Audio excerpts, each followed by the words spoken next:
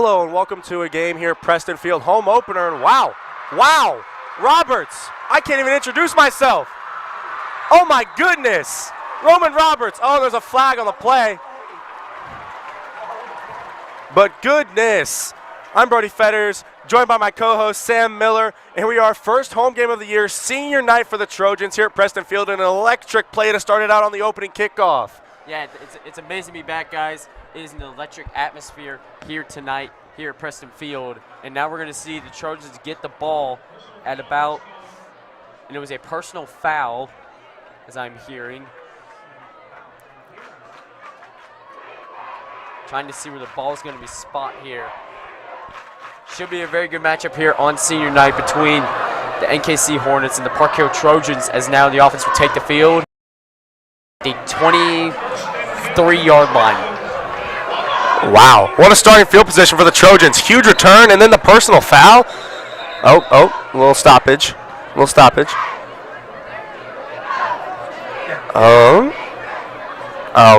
Ref talking to the defense. Well, I mean, huge return by Roberts. I mean, yeah, what a great return. What a way to start out this first home game of the year here on senior night. Now 5 wide. Okay. AG down bottom along with Dixon, Easter, Leonard, and Roberts up top. Let's see what they call up here. 1st and 10. Zane, back to pass, lofting, end zone, AG, oh! Dropped. Right in the midst, couldn't hold it in. 2nd and 10. What a great throw by Zane Thomas to the back corner of the end zone. And now it's going to be 2nd down due to the drop by Braylon Agee. I mean, he knows he has those. He's obviously coming back to the huddle. Man, Zane, that's on me.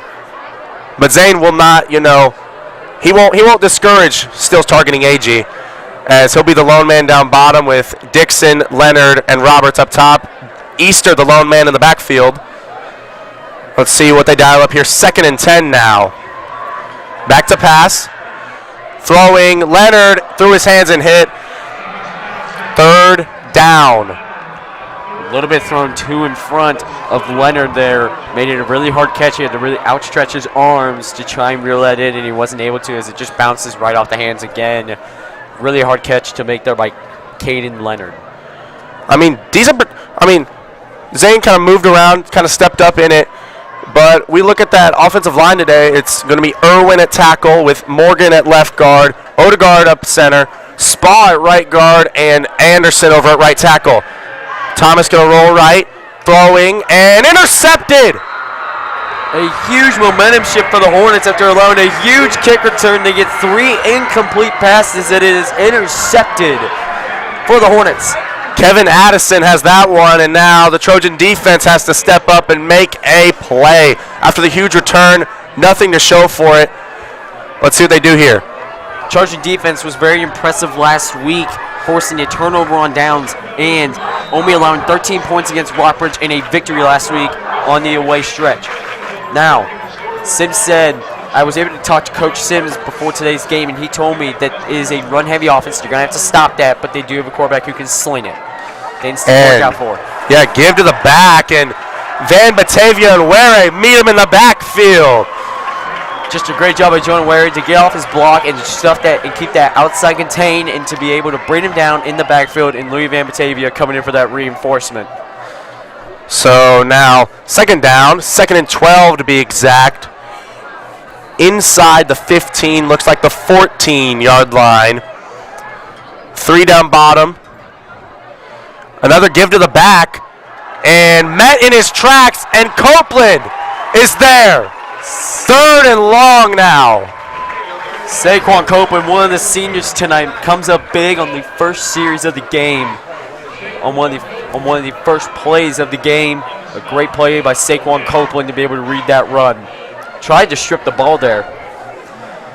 So it'll be 3rd and long now. And, I mean, they're going to move Williams up top, and Bronson will go down bottom with the 2 receivers set down there. 1 man up top, back to pass. Time, throwing, sideline, caught. Is he in bounds? Yes, he is. What a great catch to go up and get and keep possession and to make sure he is inbounds. That is a first down for the Hornets. So first down for both teams of this game. And, I mean, couldn't get back there. I mean, you have to be able to generate pressure, the right pressure. Van Batavia, Ware, Bell, and Donar could not get back there. So let's see what they do now on 1st and 10. Lone man down bottom. Motion. Give to the back again. And take it down after about a 5-yard gain. Yeah, I think Louis Van Batavia missed a tackle there, and he had a good chance to bring him down in the backfield. And once again, that first 3 series of plays, it's just exactly what Coach Sims told me to look out for in this game. It's the run, and then that deep pass. Because this quarterback has a pretty big arm, and that arm is the man of Mackay Fields. So it'll be 2nd and 4. 1 man up top. They're going to motion guy from bottom. It'll be a give to the back again, trying to power forward, and maybe gets a gain of about 1 or 2. So it'll be 3rd down for the Hornets forthcoming. I believe that was Jamari Bell on the wrap up there, as he did not let that go anywhere. Jonah Ware may have also been in on that. So it will be 3rd and 1. Let's see what the defense can do after the turnover. Try and get in that backfield. See, I mean, we've seen a lot of run. It's been run heavy. See if they go back to it on 3rd and 1. Fake the give. The QB will run it. He will. I don't think he got there.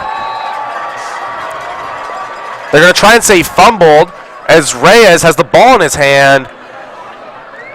They're going to say he's down. It'll be 1st down. Barely gets it for the Hornets. Hornets they're struggling their way to these first downs, both on the 3rd downs as it was 3rd and inches, maybe 1. And they got the first on that QB run, and then on the last play, 3rd and 1, they hooked up a shot, and he came down with it. As Samuel Zina made the catch. So 1 receiver set up top, 2 down bottom. I kind of a blocking tight end. It's going to be snapped right to the receiver, and Copeland spins him around with Williams coming down to finish the job. And that's a good gainer there for the Hornets. Looks to be now 2nd and 3, 2nd and 4, as they bring Fields back in. William Basil was on that outside carry as the ball was snapped directly to him, and as he got 6 yards on the gain. So let's see now what the Trojans can dial up here. 2nd and 4. Williams, the corner up top. Ford, the safety up top, with Bronson, the lone DB down bottom. Going to try and fire Williams' way. He has it. What a catch. That'll be Reggie Smith. And there's a flag on the play. Late flag flies in. So let's see if that'll affect the end of the play or the play entirely. I think this is going to be offensive. Well, no, this is offs. It will be on the offense, but they will get the catch as it was after it, just losing a few yardage, a little bit of yardage after that catch. So 1st down Hornets. Again, Trojans got to dial something up, allowing 2 big catches and then a big run on 3rd and 1. I mean, yeah, another deep shot chucked up there, which, again, Coach Sims told me to look out for, as this QB has an arm. He has been showcasing it early. So now we have a 1st and 10 at about the 36-yard line. Trojan territory. Motion man. And faking the give. Toss outside. And Ford gets him there. Maybe a gain of about 1. It'll be 2nd and 9 with 7:20 left here in the 1st quarter. Yeah, that pitch fake almost worked, but Ford he read that like a book, and he was on it immediately, only allowing about a 2-yard gain, as it is now 2nd and 8.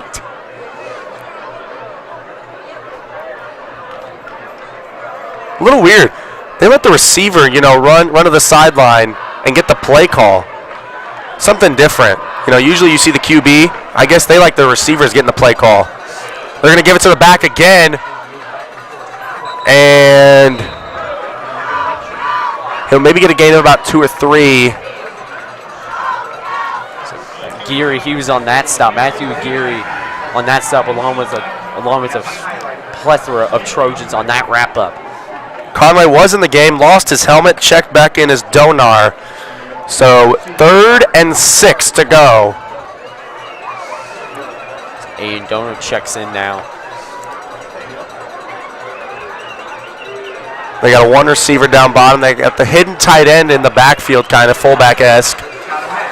Fake the give, play action, rolling left, firing, going to hit that tight end. First down and then some down the sideline. And Ford kind of pushes them out of bounds, but a huge gainer inside the red zone. The Hornets go. Not a good start for the Trojans, giving up the interception. Kick return started out great. Now it's just going all downhill for the Trojans. Now entering the red zone at the 17-yard line of the Trojans. So 1st and 10. Ball looks to be about 18-yard line. Let's see what they call up. It'll be a bunch set.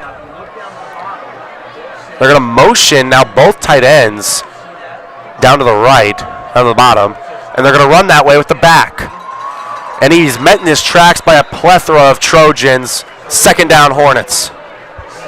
Yeah, good stop there by the Trojans, only allowing 2 yards again. It's just this grindy football being played. It's wear and tear football, and now every here there's that deep shot every 3 plays, and it's just coming out, and they're getting a bunch and a chunk of yardage. Just now Conway will check back in for Donar.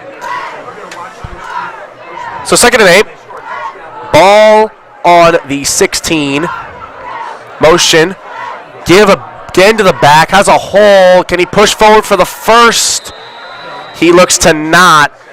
Ball looks to be on the 11-yard line. So 3rd down forthcoming.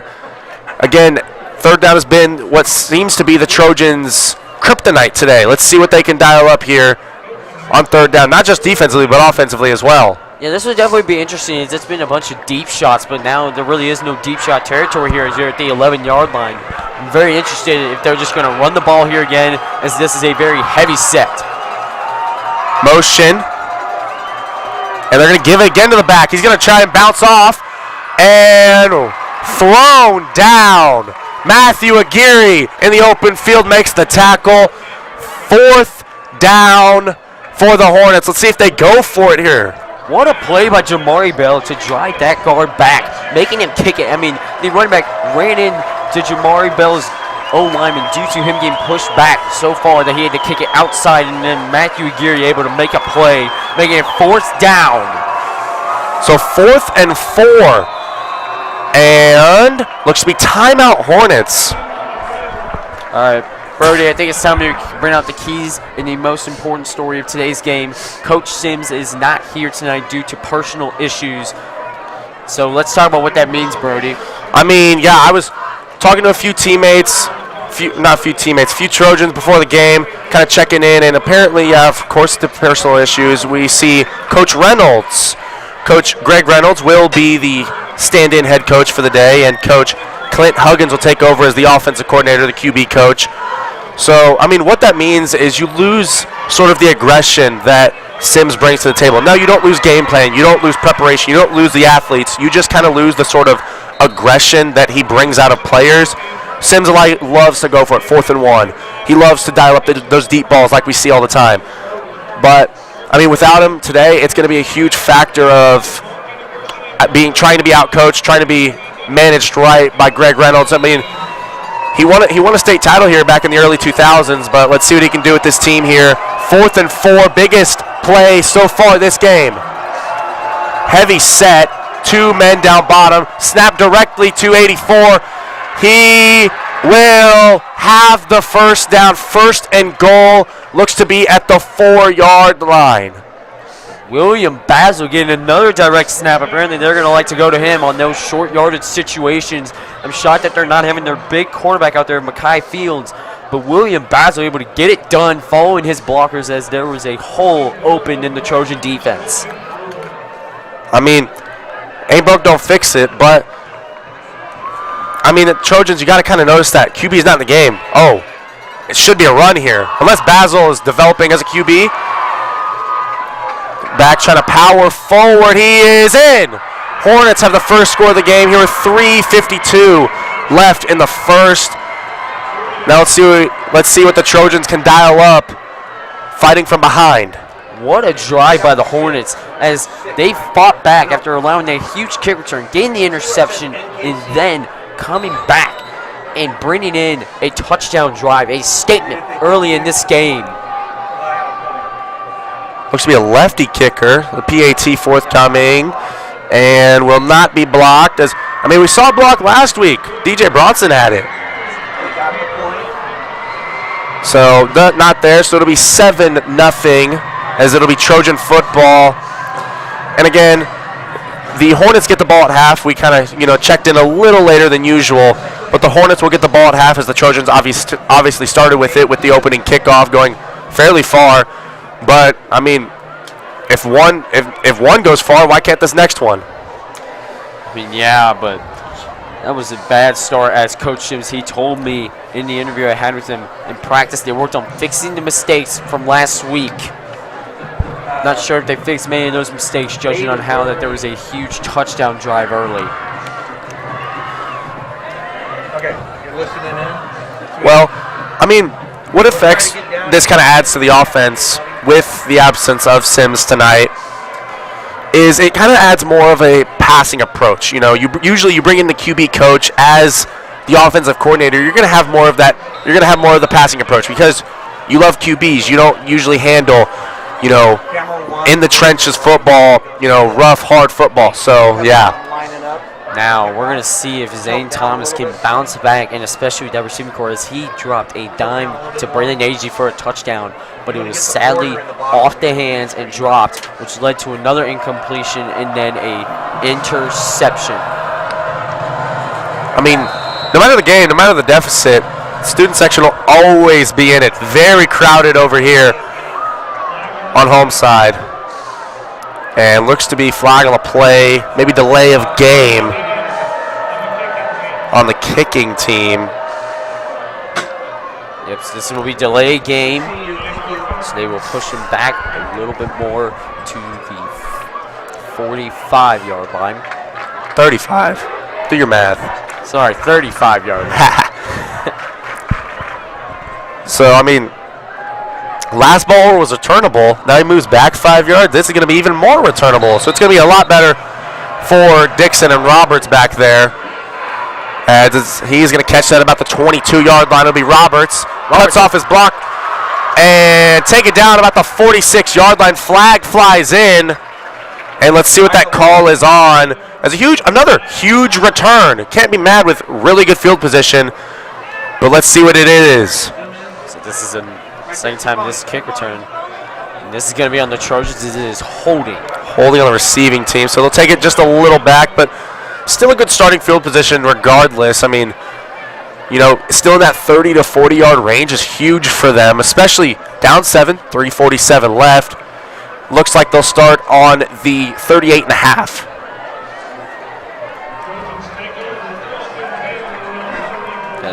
Okay. 33 and a half. I can't do math now. So let's see what Coach Clint Huggins has dialed up for his offense. Now as I look at Zane Thomas's stats from last week, he went 16 for 24, 187 yards, 3 touchdowns, and 1 INT. So now that is 2 INTs on the season for him.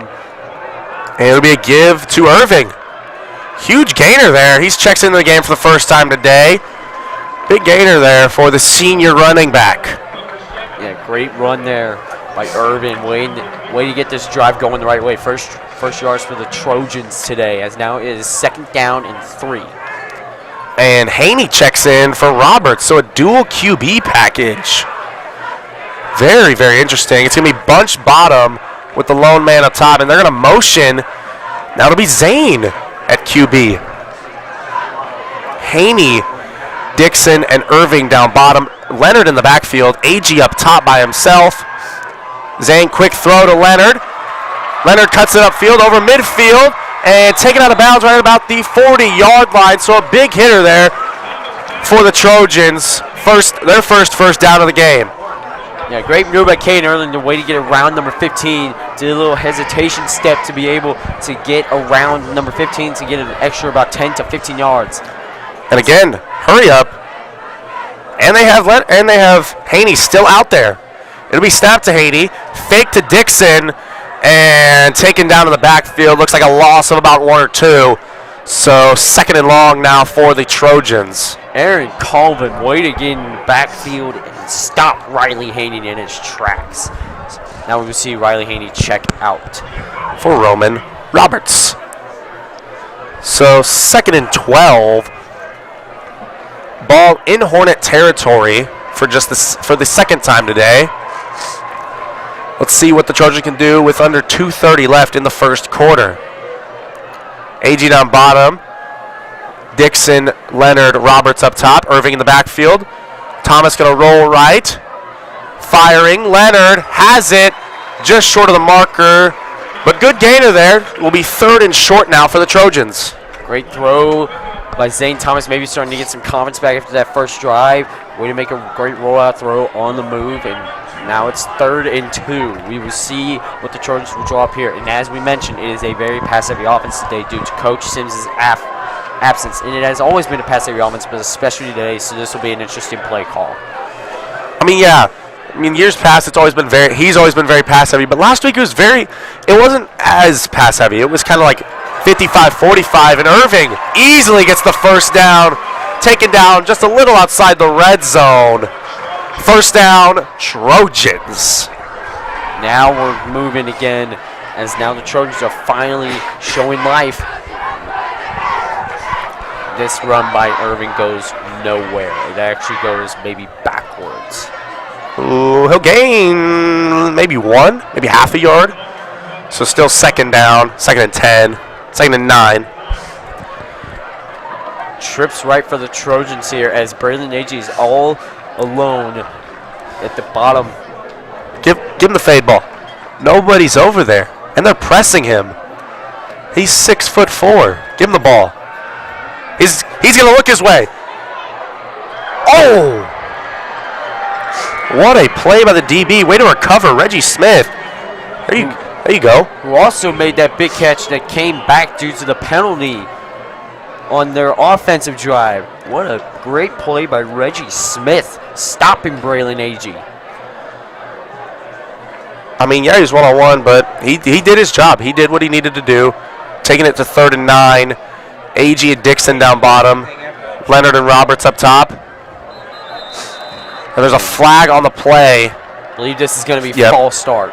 False start on the Trojans. So it is now 3rd and 14 for the Trojans. Putting them, they're putting themselves in the right spot, and then right when they get in that right spot, they're digging the hole. And that's what you don't want to do. You kind of, it's just the first quarter, but you got to kind of fix those mistakes now, because you don't want those mistakes to pile on and then to lead to a 2-possession lead for the Hornets, 3-possession, 4-possession, whatever it takes, and then you're fighting from behind. And that's not what you want to do. Give to Irving, and he'll get back to the 20. So originally where he carried it, it'll be 4th down. Let's see if they go for it early, and then they will send out the field goal unit. So it'll be Devin Witzke to kick, Haney to hold, and Quinn Watson the snap. Now Witzke last week, 3 for 5 for PATs. So let's see what he can do here, as this looks to be a 36-yard field goal try. Follow this ball all the way through now. This time we're going to follow the ball. Snap, hold, kick, up. It is good. So still 1-possession game for the Hornets, but the Trojans tack on 3 with 43 seconds left in the first quarter. The Hornet defense is very much impressing me, making good stops in the passing game, especially by Mr. Reggie Smith, stopping that fade ball. So Aria and Aiden get set up for a sideline report. Stopping the fade ball to Braylon Agee. So huge here. Let's see. Now the defense got to kind of step up. Yeah, they had the long drive. It was about what, a 10-minute drive? Yeah. Got to be able to adjust here. The defense does. And let's see where the kicking team can place replace the Hornet offense. This will be the Hornets' first return of the day. I think something that the defense has to fix. They can't allow those big, deep shots. I mean, I agree. You can't allow, 2 deep shots and you can't go 2 for 2. You can't allow a team to go 2 for 2 on deep shots. Maybe 1 for 2 in a drive. You can't allow them to go 2 for 2. Of course, in a perfect world, 0 for. But let's see what Witzke, the kicker, can do. At the end of this first quarter, we will go down to our sideline reporter. We will see what he has to say for us. I mean, I saw him catching up with new offensive coordinator Clint Huggins before the game. Let's see what he has to say with him. But that'll be after this kick. And stop. Flag on the play. It will be delay of game.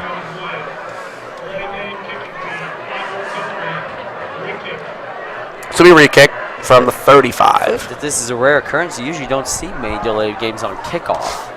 That's 2 in a row for each team. Back-to-back kicks, not even just 2 in a row, back-to-back. Like and second and third kicks of the game, not late in the third. Early in the fourth. This is late in the first. So got to kind of clean those mental mistakes up. As Witzke to kick this one, he's going to squib it kind of right. Smith trying to make something out of nothing. Big return. Down the numbers. Witzke cannot get the angle. And Reggie Smith is into the end zone. It's now a 2-possession game. What momentum for NKC right now as the Hornets have put up 14 points in the first quarter, while the Trojans only have 3.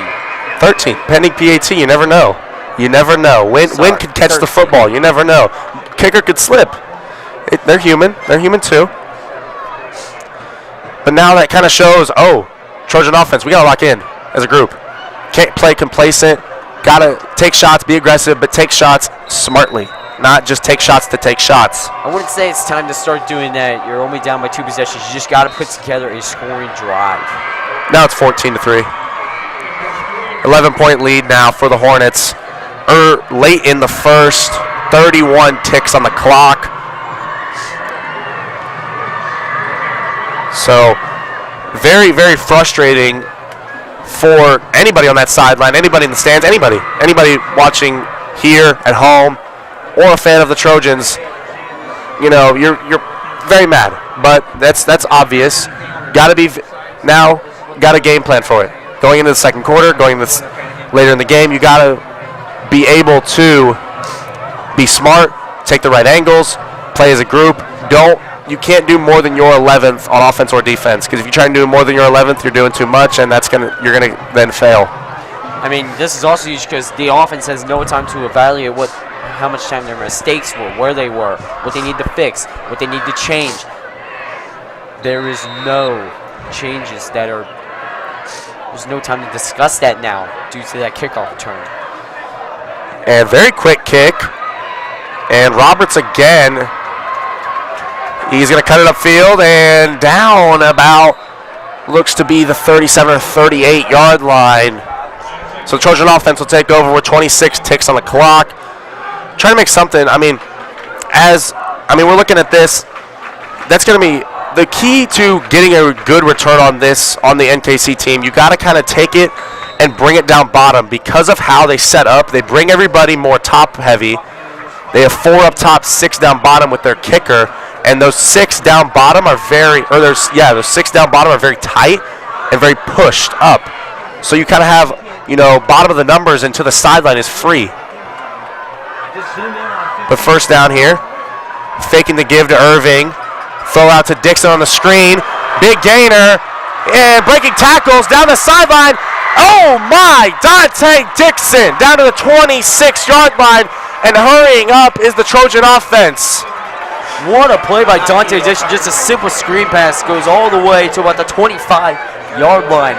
To breaking tackles and being a little shifty, as he always is. Dante Dixon makes an amazing play. Maybe a spark for this Trojan offense. And give to the back. Easter. About a gain of 4.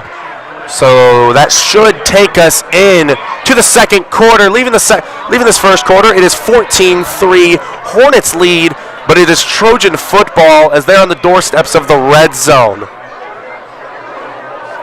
And now we're going to send it down to our sideline reporter. Curry reporting at Preston Hill. It's been quite the electric first quarter here. A pretty shaky start for the Trojans, but that did happen last year too.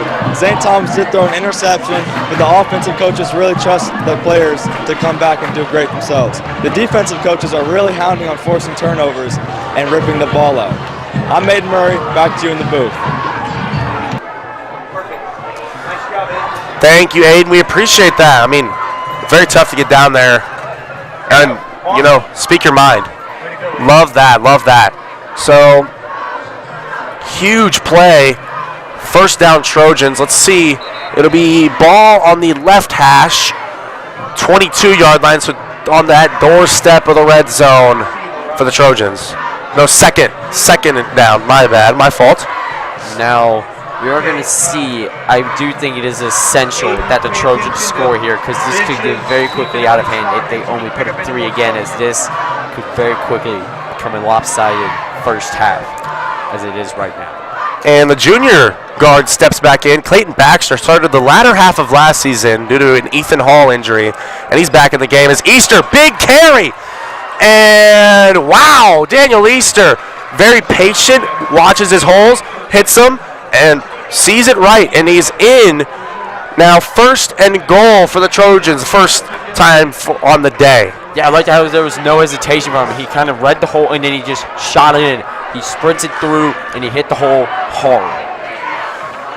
Give back to Easter, cut back left, and Easter, nobody there, touchdown Trojans.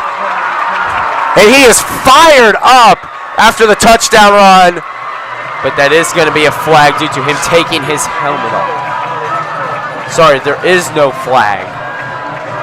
So, 14-9 pending PAT. Otob Witzke's on that right side of the 60%, not on the 40%.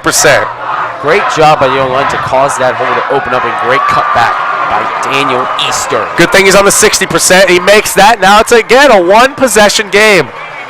Let's see if now we were saying the defense. Now we got to see the kicking team. You know, what happens on those types of returns is angles. It's all about angles.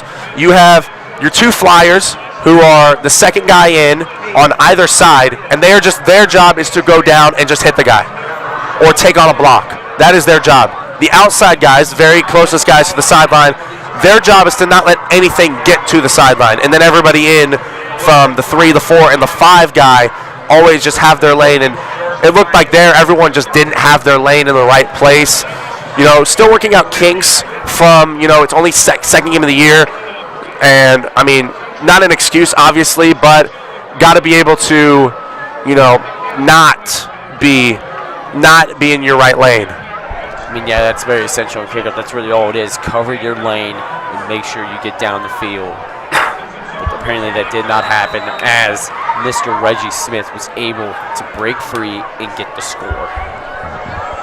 So Witzke, the kickoff man here. The student section alive, backing their team. And he's going to kind of squib it middle. Smith will be the returner. Cuts it up the middle. Reggie Smith. Oh, no. You can't allow that twice in a row. Not Reggie Smith, excuse me. William Basil with the return.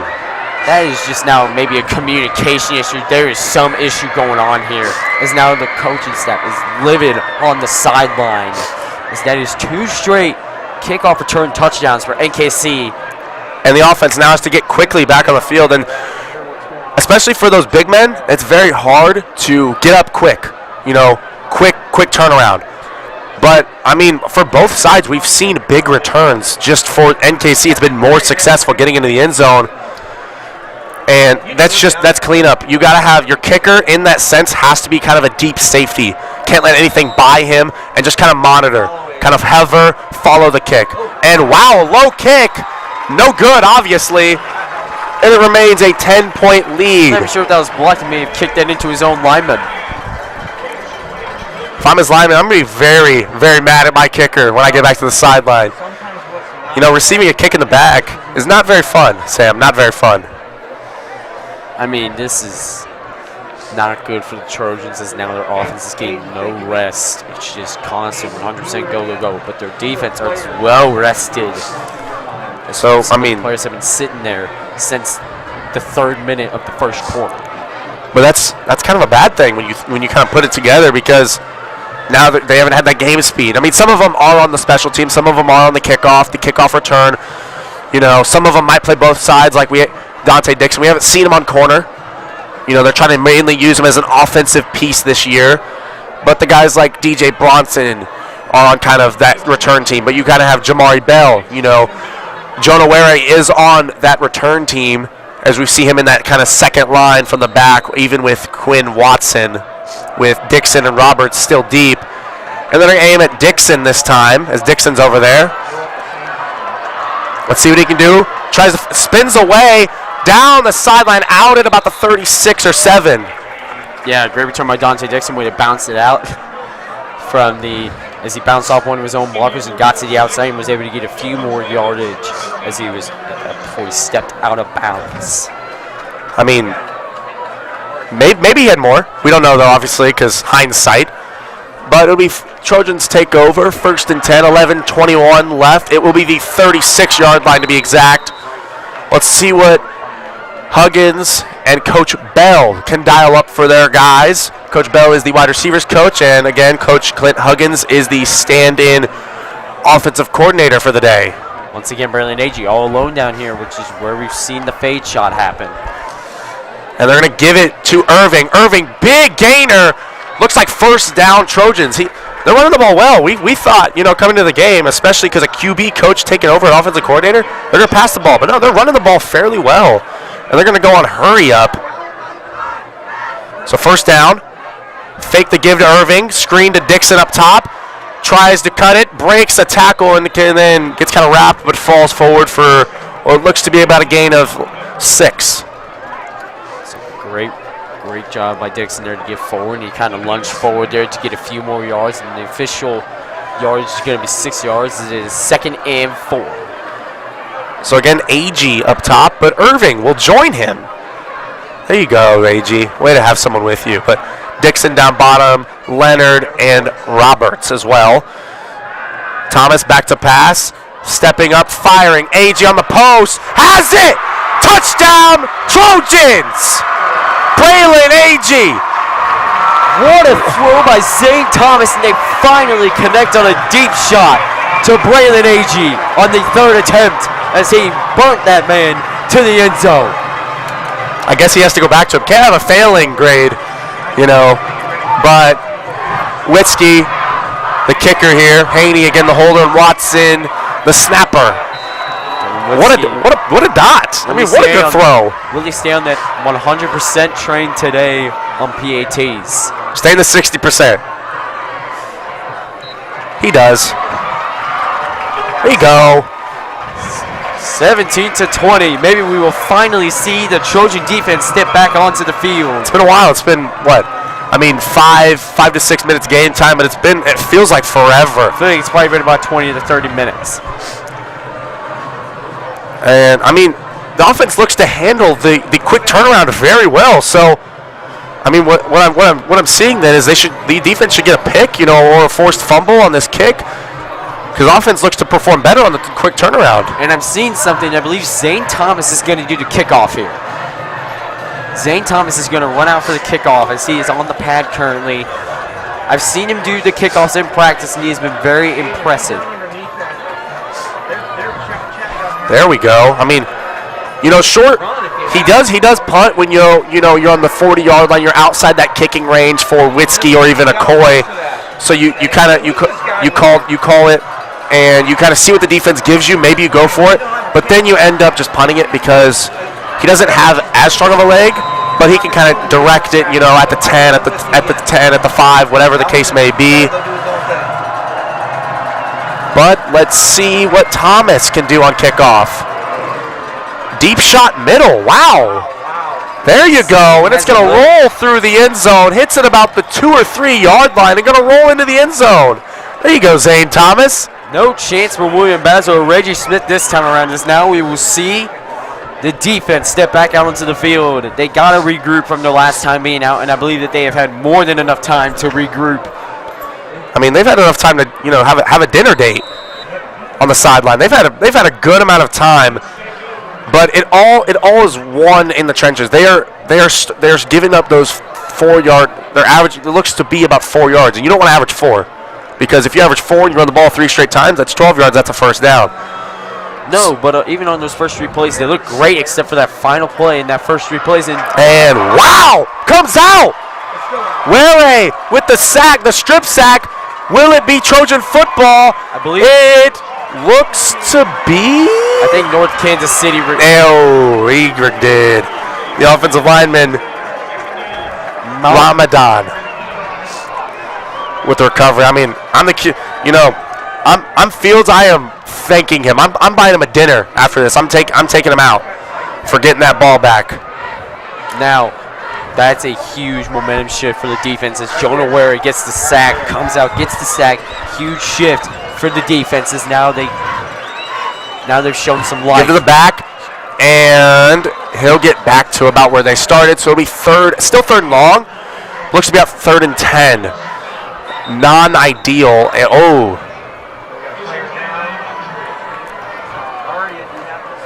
Oh no, that's no bueno. No good if you don't. I believe that is Elijah Koval. It looks to be Elijah Koval. So what'll probably happen is what happened a lot last year with the safety room is they will rotate DJ back they'll rotate DJ back with Ford. They'll both play safety, and maybe Dixon steps in on the field. Maybe Lyon steps on the field. You never know. It could be. You really could be anybody. Just never know, but it's tragic to see here in week 2 on senior night for Elijah Cope. The senior safety. The senior safety is down. It will be 3rd and 10 coming up for the Hornets. Now let's talk about some of the defensive and offensive struggles that has happened, but now possibly some fixes that have been coming around after getting that huge touchdown to Bradley Nagy, finally connected on the deep shot, which I feel like that they have needed this entire first half because that is what their offense is. It's these deep shots. And, looking at the deep shot, they are able to get those due to the fact the Hornets run a lot of man. They don't run your typical zone. They don't run your typical cover 3, cover 2, things like that. They run a lot of man-heavy sets, so that's what gets AG in on a one-on-one. As Koval heads to the sideline, heads down to the bench. Looks like his arm, maybe wrist area. But 3rd down now. They're gonna run. And Conway and Ford bring him down, the 2 seniors, senior D lineman and senior safety. And for Koval, who checks in, Mr. Andrew Kirkland will check in. Dixon also in on the field. It'll be 4th and what looks to be 4th and 11, 4th and 12. 9 left. I wouldn't be surprised if this is a QB punt. Yep, this is going to be a QB punt, but no one is back for the Trojans. I see why. Short kick. It's going to kick out at about the 45-yard line. So good field position for the Trojan offense to take over. And, I mean, they have been past 2 drives, touchdowns. So, I mean, let's just stay like that. Past 3 drives, they've scored even. They're 3 for 4, shooting 75%. Let's try and get it up to 80. This drive, at least, get a field goal, tie the game. That's not what you want, obviously, as a group. Obviously, Coach Huggins does not want that. Coach Bell doesn't want that. But you obviously want the touchdown, no doubt about it. But what seems to me is for Baxter checking in for Spa, since then, they have been able to run the football better, and Thomas looks to have more time in the pocket, and even when he does those kind of designed rollouts left and right. It's going to be a quick throw and kind of at the feet, and Leonard does not have hands on. It'll be incomplete, 2nd and 10. Yeah, tried to get that over to Leonard. Not able to get it. So now it'll be 2nd and 10. Maybe a little bit of an RPO there. So Easter the lone back. AG down bottom. Dixon, Leonard, and Roberts up top. We're going to throw to AG on the out route. He'll have about 7 or 8 yard gain. So 3rd down. There is a flag on the play. This is near the offensive line area, so this could be holding. Oh, and this is going to be a legal man downfield. So, good gainer is taken away by a man downfield. That's what you hate to see. Again, we were saying earlier, but on that field goal drive, they'd get something good and then put themselves right in a hole. And that's what you don't want to see out of any type of group, offense, defense, anything, special teams. So it'll be 2nd and 15 now. Instead of, 3rd and 3, 3rd and 4? Goal should be here. Try and get 7 to 10 yards would be, the ideal thing. Because then you're at 3rd and 5 at the best scenario. They're quick out the huddle, though. 2nd and 15, Thomas to pass. Thomas steps up, fires AG again on the out route, and he's out at about the 50. I think he got 2 feet in there. I think that would have been an NFL catch. Great job to keep the feet in by Braylon AG and secure that ball. Who would have made any type of catch? He's obviously in bounds. He has for being that big, that lengthy, he has very good body control. So 3rd and 5 now. Play action, the screen to Dixon, cut up. He will get the 1st down and then some, being patient off his blockers. And will obviously get the 1st down. And huge play there. Just nothing shaped out to be. He was trying to see if a hole would open up from his blockers. Nothing opened up there, so he was forced to take a step out of bounds. That's way to hold on Leonard and Roberts up over there, because it's a design screen to him. Thomas steps back, steps up, and AG a little overthrown on the post route. Same thing that they ran on the touchdown to him. Another post route, tried to hit a little rinse and repeat, and it was just great coverage. Helped him force make a tough throw, and he overthrew it.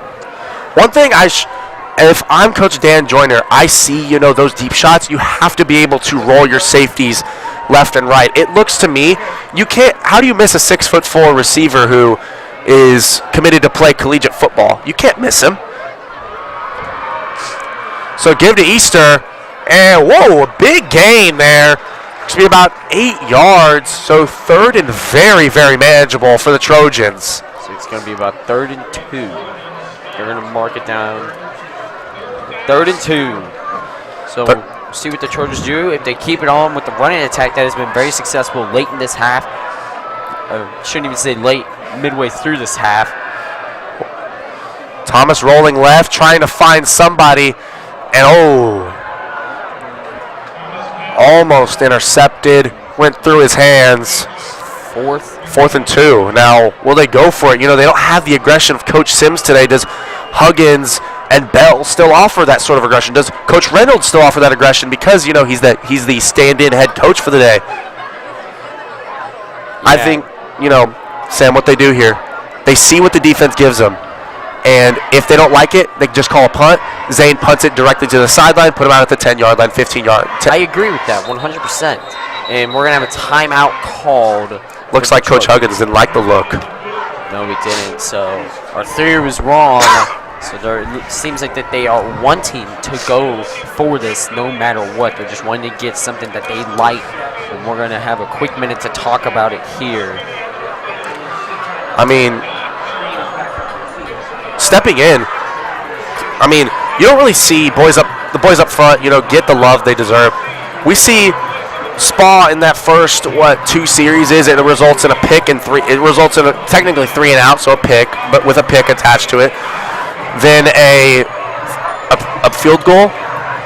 Since Spa stepping out, they are 2 for 2, getting 2 touchdowns, a long post route, and then a run by Easter.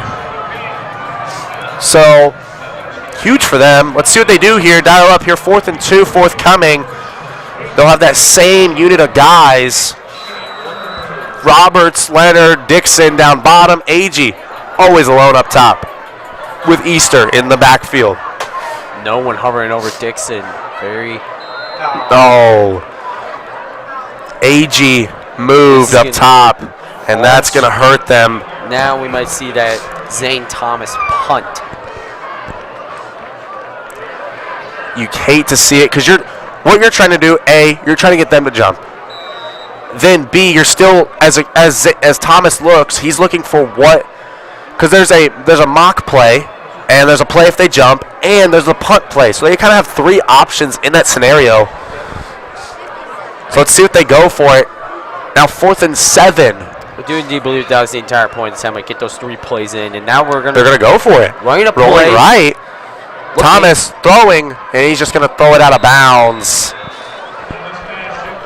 So the defense will step in, and Koval checks back into the game. We are not seeing Van Batavia. No, we are. That's my bad. Looks like Reyes stepped out for Andrew Kirkland. Koval, not any kind of tape or anything, so it seems like that it wasn't anything too serious. Probably just a little bruise, hit the ground a little too hard. Happens, turf is very rough. But first down coming for the Hornets. Motion. Fake the give. The QB will run it. Fields turning it right, trying to go down the sideline, and he'll go out of bounds. Flag on the play. I think that this is coming back for the Hornets. Yep, holding. Got to stay inside. Inside. Your hands start to move out. Come back in. Always what you're taught in Pee Wee football. Because, sometimes you can get away with it unless your arms get too extended, but stay tight. Got to stay inside, the shoulder pads area. You can't get to the arms and even outside the arm area, jersey. So 1st and long for the Hornets. Once again, at the halftime, before we sign out, we will go back down to Aiden Murray for our sideline report. Back to pass, Fields, screen play, and met in his tracks, and Copeland started it and finished. They swarmed over there. So 2nd and long now for the Trojans. I believe it was Bronson, Aguirre, all of them were in on that tackle. When I was able to, talk to most of these guys, as obviously I see them around the hallway, I see them in my classes, I know I have them on social media, I have their numbers, things like that. I always talk to them. The defensive guys, what is, the best thing? And they say we always like to play as a group. And a big gain. Oh, Ford misses. Bronson trying to catch him down the sideline. He is pushed out by Aguirre with Bronson chasing him down inside the red zone, what looks to be the 16-yard line.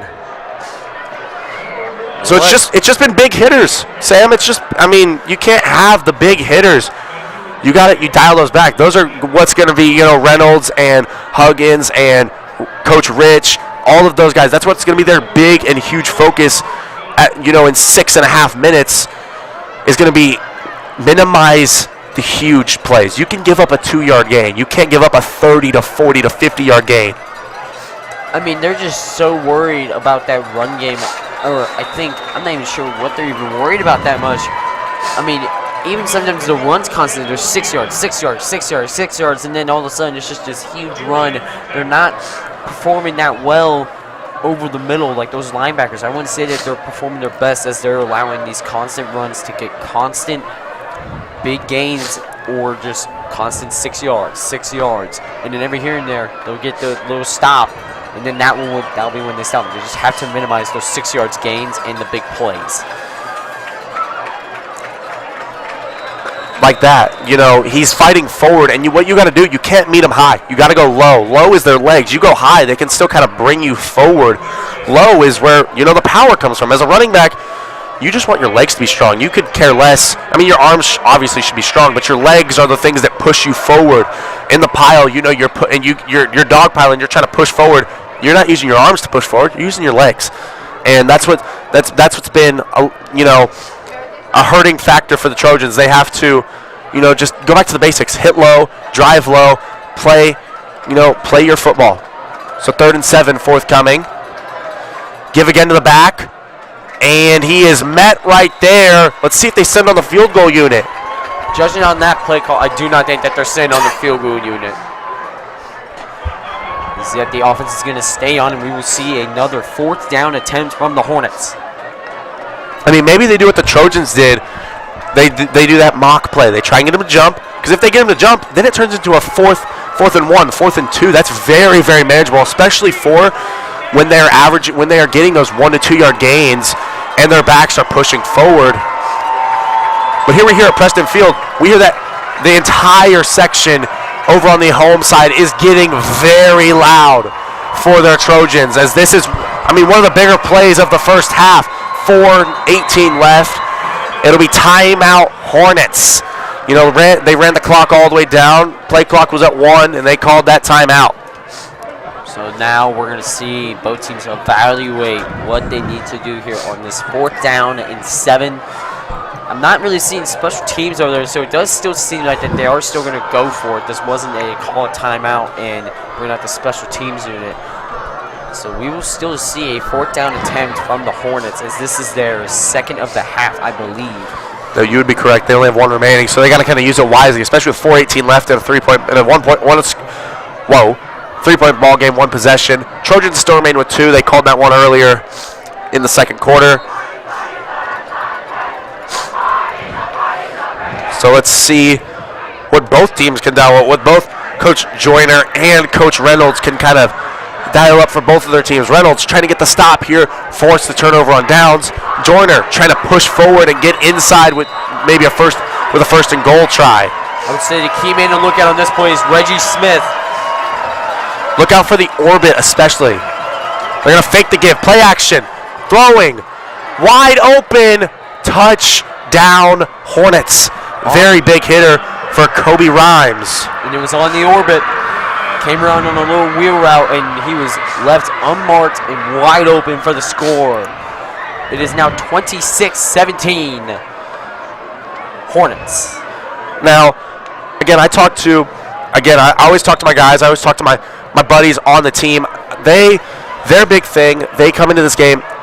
This game is a lot bigger to a sense, as the kick is good, due to it being a conference game. You want to try and host those playoff games later, week 10, 11, 12, whatever the case may be, get that bye. So this game kind of means more. Yeah, Rockbridge was huge last week, getting that win, getting the win against the number 17 ranked team the number 10 ranked team in the state of Missouri in Class 6, and bumping yourself from 17 to 7 is huge. But what can now further your ranking and keep your ranking where it is winning this game, winning a conference game, which they have a bunch this year. And it's key to win all of them, if not maybe losing one, which you don't want to lose any games, obviously. But that's going to be a key factor, is they have to remember this is a conference game. We got to win. This is a winner game we have to take. And the Trojans just seem very outmatched in this first half, which I'm not entirely sure of what it is, if it's the emotion of senior night or if it's just that they can't. I think the main thing is they can't stop the big plays. Those 2 kickoff return for a touchdown, so it's really shifting the momentum huge towards the Hornets. But kind of after that kick return for a touchdown, I kind of thought that the Trojans were going to shift back with the momentum. It's getting a stop on defense. It was looking good for the Trojans, and then it's just imploded all over again. So still kick left. Dixon has it, taking it about the 12. Stutter steps, cuts off his blocks. Dixon down the sideline. Cuts up, trying to push it back. Dante Dixon, huge gainer across midfield. And it'll be taken down at the 38, 37-yard line. Huge return for the Trojans. Their 4th huge return, putting them, in that kind of big, very, very manageable territory with 3:58 left.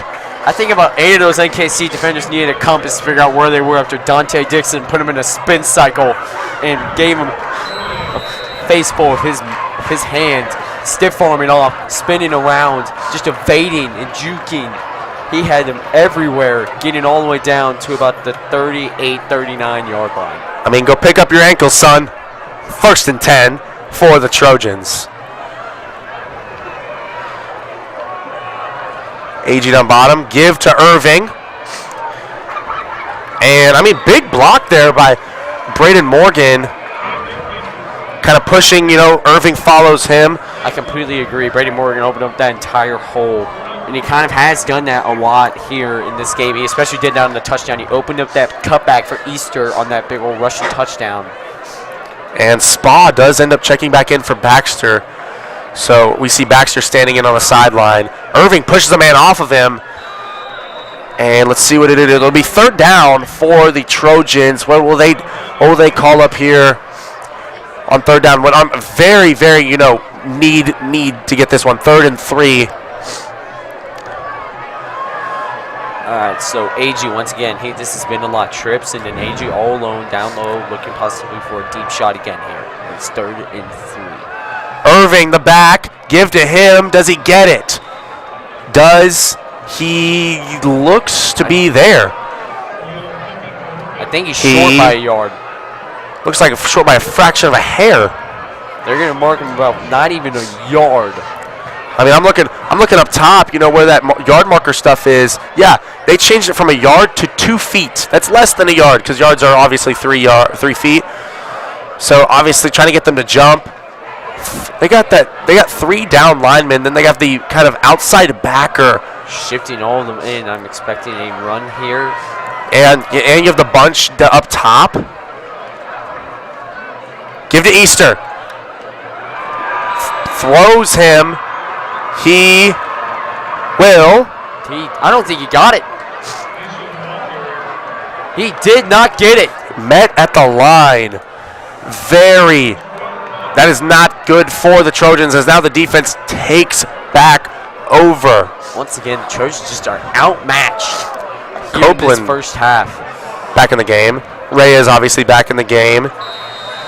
But I mean, I'm all these coaches, I think the big again, we were saying earlier, yes, it's huge to miss your head coach coming into a game very aggressive, very subtle, very calls plays right, keeps the offense in check. That's the big piece that's missing. And the Trojans have to remember they're playing as a group, they're not playing as individuals. They're playing their 11th, not all 11. As it'll be 2nd down for the Trojans. Great stop there by the Trojans is there. Maybe a sign that can this is more of a tone setter for also the second half of how the second half is going to go. This is your last drive before the second half. You really have to get a stop here and let them know that we are making changes and we are going to set the tone here in the second half to start out. This is huge. Give to the back. And met at the line. So 3rd and long. 1:38 left. Jonah Ware with a little shoestring tackle came around the edge. And timeout Trojans. He was able to dive for the ankles, and we do have a timeout Trojan, so it would be 3rd and 7. I mean, I'm the Hornets.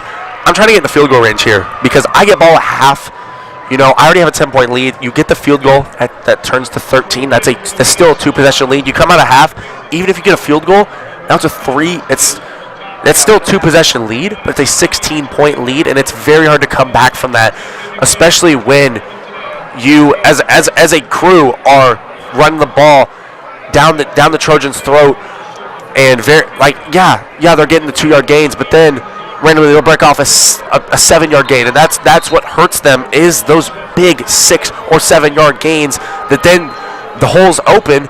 They, like we saw earlier, a 30-40-yard run, Sam. I mean, the reason of why this is more of a tone setter is literally just because of the fact of they're going to start with the ball in the second half. If you let them score here and then in the second half, this game is almost nearly out of reach. Play action, trying to throw deep. He has it, and Bronson just got beat deep by Reggie Smith. Again, being a big playmaker here in this first half, being a problem for the Trojans. Now how it works, once they get kind of ball spotted, everyone's working, then time resumes. They don't run off of, clocks continues to run. They try and get ball spotted, things like that. That is how a first down here in high school works. They're going to give it to the back, and he's going to have a big gain. He's going to fight forward. Again, still hitting high. Got to hit low. That's been the huge struggle. And this is not looking good for the Trojans. First and goal. Minute left. Ball on the 7-8 yard line. About the 7 or 8 yard line. First and goal. 55 ticks left. Little Fields and his company draw up. Rolling right. Off the hands and again off another man's hands. 47 ticks left. That pass was intended for Reggie Smith, who was open in the corner of the end zone until it was tipped and then tipped out again of Reggie Smith's hands. So second down from the 7 yard line. Second and 7. Trojans trying to make a stand. What would be very huge here? Get a turnover. Even if it doesn't result in a second, end of second half points, it stops them from scoring and it keeps the game still at one possession. Give to the back and falls forward right about the what looks like 3 or 4 yard line. I agree, but now time is running. 35 seconds left to go here in the first half. The clock is right at the play clock, so they're in sync. I'm looking at them right now. They're ticking right at the same time. It's not like one's fairly quicker than the other. This might be one of the last plays of the half. One of the last chances. Hands it off. He will not get it. So let's see what Coach Joyner. He's probably gonna he's got that last time out left. Will he call it? Will he call it? Timeout. At 2 ticks left. They're going to go for the field goal right before the half to try and make this 13-point lead. I don't know. Again, I'm mainly seeing the offense still in that huddle on the North Kansas City sideline. I think that he's making this be the last play of the half, and I think he's going to go for it all. I mean, yeah, fourth down. Really, all you have to lose is, it's halftime. We get ball. That's my kind of outlook. He is playing very aggressive. He's got that 10-point lead. You get in the end zone. Now it turns to 17. That's a 3 possession lead. That's very hard to come back from. Then you get ball at half. You could make it 3 or 4. You can make it 4 with another touchdown, and it puts the Trojans way out of reach to now fighting from behind like they already have been this entire half. I see it as Trojans can make a lot of changes. They could come out hot after half. They could get a stop, score. But you want to make this as hard as they can to come back in that next half. So you got to try and go put up a score. But I believe that this is still the offensive unit. 84 is so Mr. Basil is in the game. William Basil. And Wildcat formation. Yeah, Basil under center. The back.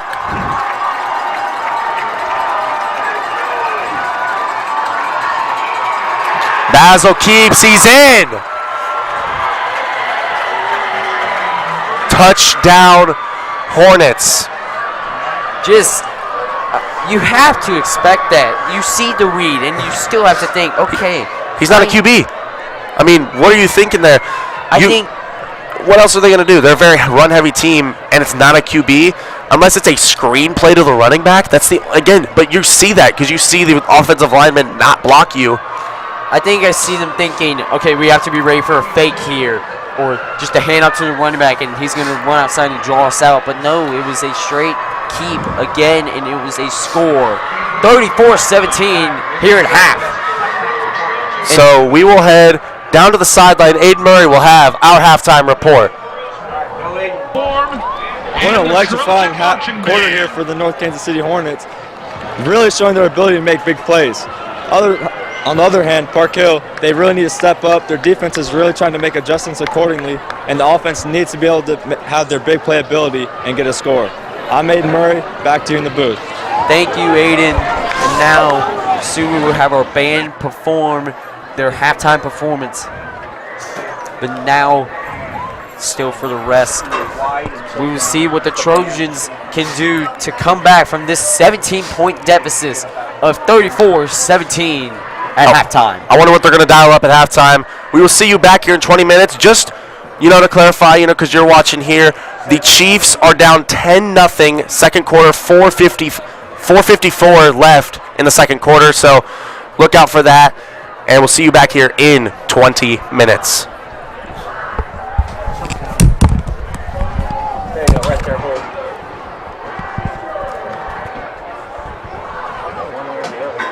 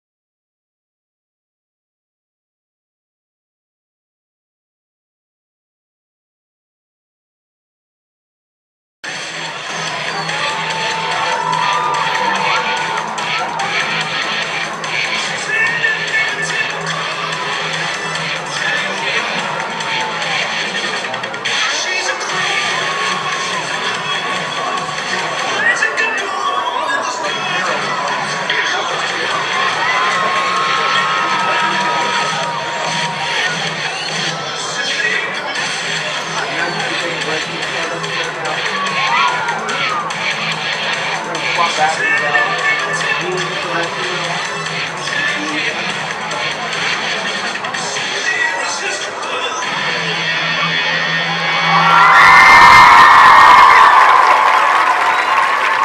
Let's hear it for the Parkville Crimson Girls.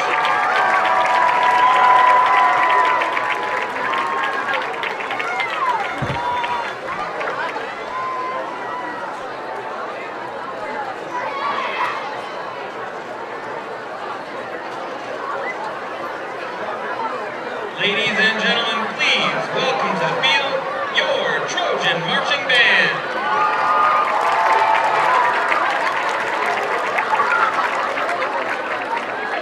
The music department of Park Hill High School and the Trojan Marching Band are proud to present their 2025 halftime show, Sweet, where classic musical sweets bring to life a magical candy kingdom.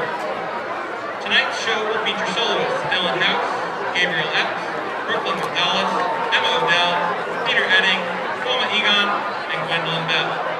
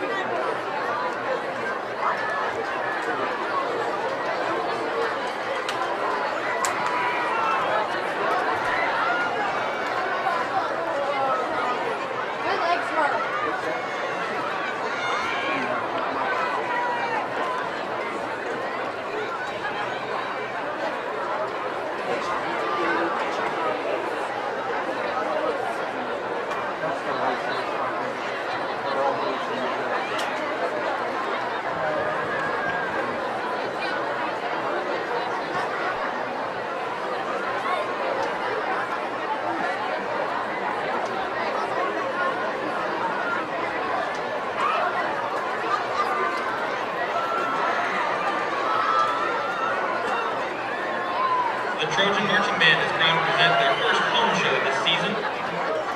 Later this fall, the band will travel to Lee Summit High School, Lee Summit North High School, and Cameron High School to compete against other bands from across the region and state. The band has been working hard all summer to prepare this show and can't wait to share it with the Park Hill community, our families, and friends.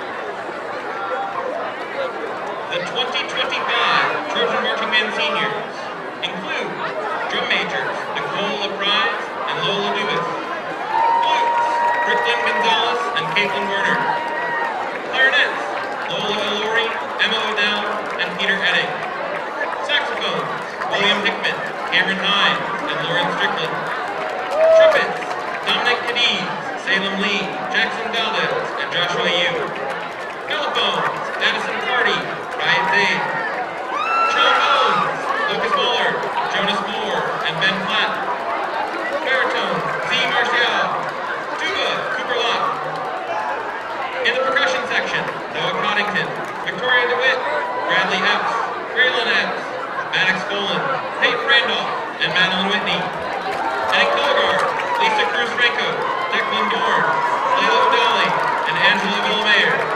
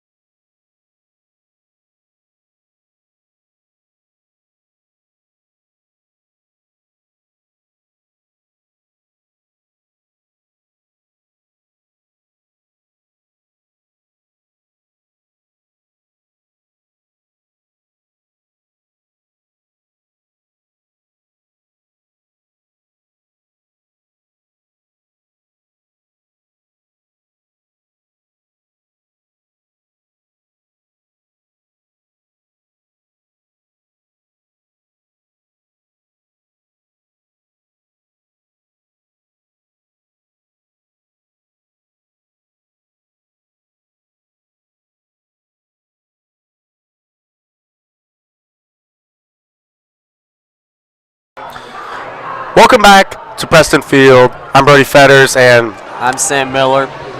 coming out of halftime, 34-17, Hornets lead. They will get the football here in about 2 minutes and 45 seconds. What's kind of crucial? What do you think is kind of crucial now, coming out of halftime for the Trojans? Besides, of course, winning this half, you got to come back. I'm going to be honest. The defense, if you're the defense coming out on this series, it's got to be. You got to be disciplined. You really do. I've seen a lot of undisciplined, like crashing on the wrong routes, letting the running game get wide open, getting burnt way downfield, letting guys get wide open, missing assignments. You got to be disciplined with what you are. I'm not sure if that's Coach Sims being gone, but there's a lot of things that could be causing this. But there's just not really any kind of discipline I'm seeing on the defense. I mean, yeah, because you're kind of you're all right. But what the big thing is, you're removing one of your biggest defensive guys, the defensive line coach, and Coach Greg Reynolds. He's now having to step up and kind of overlook both sides. So it's kind of throwing them. It's throwing both sides of the ball for a loop. Because yes, Coach Huggins is now he's interpreted the run. He has found out that the run is working. They're playing good man coverage. The run is working. They're getting 3, 4, 5 yard gains. And then they're breaking one off for 8, 9, 10 yards, getting first downs. The thing is, what's hurting them is removing their defensive line coach and having him now oversee everybody is hurting them substantially, because that's where a lot of the inefficiencies are for the Trojan defense is up front in the trenches. You got to win, and you win and lose in the trenches, and that's how you win and lose football games. Is if you're losing in the trenches, you're going to mainly lose that football game. If you win in the trenches, you most likely won that football game. And the only other thing that I would say for the offense, is you have to have some other sort of offense other than the deep shot or the big gain on the run. You have to have a constant offense. I'm not seeing that from the Trojans. It's just been deep shot, big play, and then short gain, or no gain, and then big play. It's really just been not a constant offense. That's what I want to see from the Trojans' offense this half. And yeah, a constant defense too, coming back on it. They've let up a few big shots. I mean, we didn't really see much. We've seen 4, but they've been very, very substantial because we had the long touchdown. We had 2 kick returns. We had a 30 to 40 yard run. We had a huge catch that ended the half with a touchdown. So it's been very big, and those big plays have not just been, a big play and then it results in nothing. It's been a big play and resulted in usually 6, and that's not good for the Trojan defense. But Zane Thomas will still be the kickoff specialist here as we start the second half. Hornets will get the football. I think the entire point of this is not to let them return it, not to let William Basil return this or Reggie Smith to return this. Zane Thomas has the leg to get it through the end zone. He's 1 for 1, getting it deep. Backpedaling, catches it inside the 5, and wrapped up, taken down. John O'Ware, huge hit. Down inside what seems to be the 15. And Damon Campbell, he had a little bit of a struggle getting back up to his feet for NKC. He's been about the fullback kind of player for them, and he seemed a little bit shaken up, but he's back. No, he's actually coming off to the sideline, a little bit limping off. And that's been kind of their decoys. They've really he's back on the field. But, he's not. That's my fault. But, they've been using him and other guys as kind of decoys right here. Fake it to him. It's been a triple option, very heavy offense, as we see right there. Give to the back, and if the QB is looking, he doesn't like the read to the back, he's going to take it himself. And if he doesn't like the read there, he has the pitch option. That's the whole point of, a triple option set offense. I would still say that the main thing of objective of this offense, in his role in this offense, has been he's been a very impactful run blocker mainly. Just that up the middle run has been able to come through him. Now here's Fields the will triple keep it. Boom! Caden Williams downhill makes a hit. 3rd and long, Trojans. What a play by Caden Williams. Laying the boom. Kind of shot that the ball didn't come out there, but what a hit. I mean, that's what you do with a triple option. What you have to do is you read the safety and corner are very key players there. Even that outside backer, because they all flow that way. Everybody else should flow to the football. Those three should kind of contain that.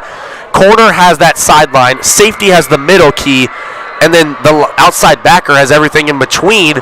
And then, of course, you have the entire defense if they try and cut it back left. Now, here's the big down that was in the first half. 3rd and 7. They're going to throw. It's caught. And fighting forward again. Like we were saying first half, hitting too high. Okay? Hitting in the shoulder, that's not going to do much. You got to hit in the legs. Legs are where you move forward. You don't. I've never seen someone on a football field walk with their arms, walk with their head. I've seen them run with their legs. I've never seen them run with their arms. I think the reason why they're going high, Brody, is just because they're mainly trying to strip the ball out. Like, I've seen that a lot on, like, one guy will wrap around and then a second guy will come in and will try to punch out the ball, rip out the ball. It's been a lot of trying to strip the football out, but it has not worked yet. Give to the back, and Ware meets him in the backfield along with Copeland. Make a play on senior night. I believe Saquon Copeland was the first one there, and then Jonah Ware just brought the hammer and threw him down. 2nd and long. Still 2nd and 10 as they're going to mark no loss and no gain. Just get back to the line. But, I mean, they did show that triple option there. I do think that is an 84, which is William Basil. He's been a key part of this offense as we've seen him get the direct snaps. He's been the pitch option very often in that option. So he's been, and now we see him in the split back with Ian Huya. And timeout Hornets. They didn't like the look. A lot of things, though, we do end up seeing is we see they have this set and they run that way. So they're on that right hash. You know, they're on kind of the right side of the field. They will run that way.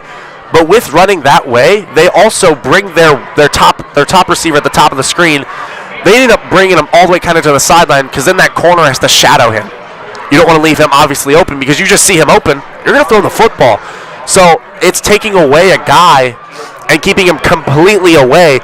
And that's why they're getting that big play is because that corner has to get a lot of makeup to then make the angle and then get the tackle from the backside.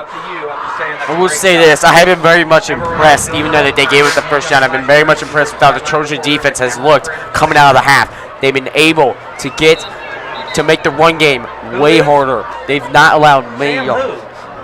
So here we go, 2nd and 10 after the timeout, after the run, of course, and the huge hit by Copeland and Ware. Motion the tight end. And they're going to run that way. Basil has it. Jumps over a man on the ground and thrown down by Copeland. So 3rd and long for the Hornets. I believe that this is going to be, it's going to be 3rd and 7 for the Trojans. Defense got to step up. Sorry, for the Hornets. Trojans have them at 3rd and 7. Got to step up. Again, now, I was wrong this last play. You know, they ran left. But most of the time, they try and bring their play to where that strong side is. Because you see now Williams, the corner down bottom, this receiver is down at the numbers. He's kind of like a non-factor. He's going to come back in. Deep shot down the field. Oh, my. Taken down by Demarion Ford inside the 5. But a huge shot on that post route. I mean, what a way by Mackay Fields to stay comfortable with Jonah Ware rushing in very fast and way to hit Reggie Smith in stride. Caleb Hill down. Looks like a cramp, leg injury.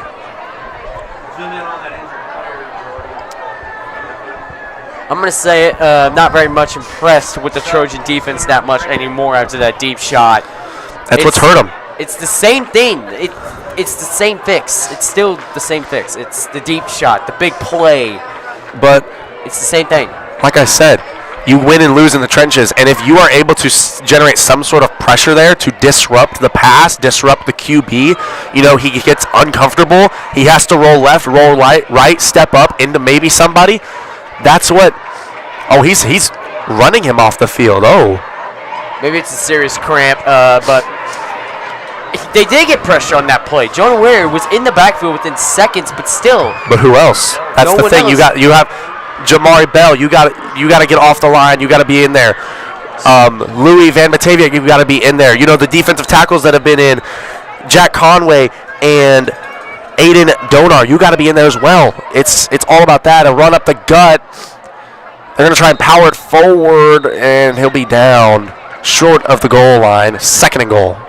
I think they're going to mark him at about the 1 or 2, I believe maybe the 2-yard line, it seems. Yep, 2-yard line, so 2nd and goal from the 2.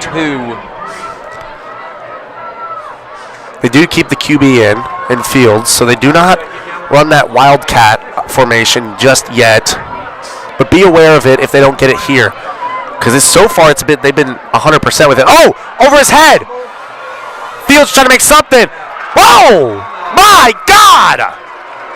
He's got to come out for a play. 3rd and long. What a hit! Maury Bell and Jonah Ware just hammered Mackay Fields to force the helmet to come loose for a second, which I thought was the football. A high snap, a costly mistake for the Hornets, and now I believe it is 3rd and goal from about the 13 or 12-yard line. And even if they don't get this, I expect them to go for it. They have gone for it most, if not every time today. I don't think they kicked a field goal yet. I don't think. Yeah, their kicker's having a good day, because all they've done is just PATs. And Basil in the backfield, he's going to try and cut it. Oh my gosh, he's got And wide open lane, touchdown. I mean, that is all on. That's all on DJ Bronson. He has that outside edge, and he's got to scrimmage to the outside, but no, he can't. He's trying to go inside when when Basil is going outside. You got to get to the outside, but no, he doesn't. He goes inside, and it's a touchdown. It's just all about angles. It's, your safety is going to funnel that way. They don't run a 1-high safety look. They run a 2-high. And you got to trust that your safeties are going to be able to come downhill and make that play, because they're still, by the way, 100% on that play, and the PAT is good. But they have been 100% with that play. Again, as a group, you got to pick up that 84 is in the backfield, especially no QB. Their backup QB is number 3, Jacob Humes. I saw him on a pregame, throwing passes. He didn't come in at all. Number 3 did not come in.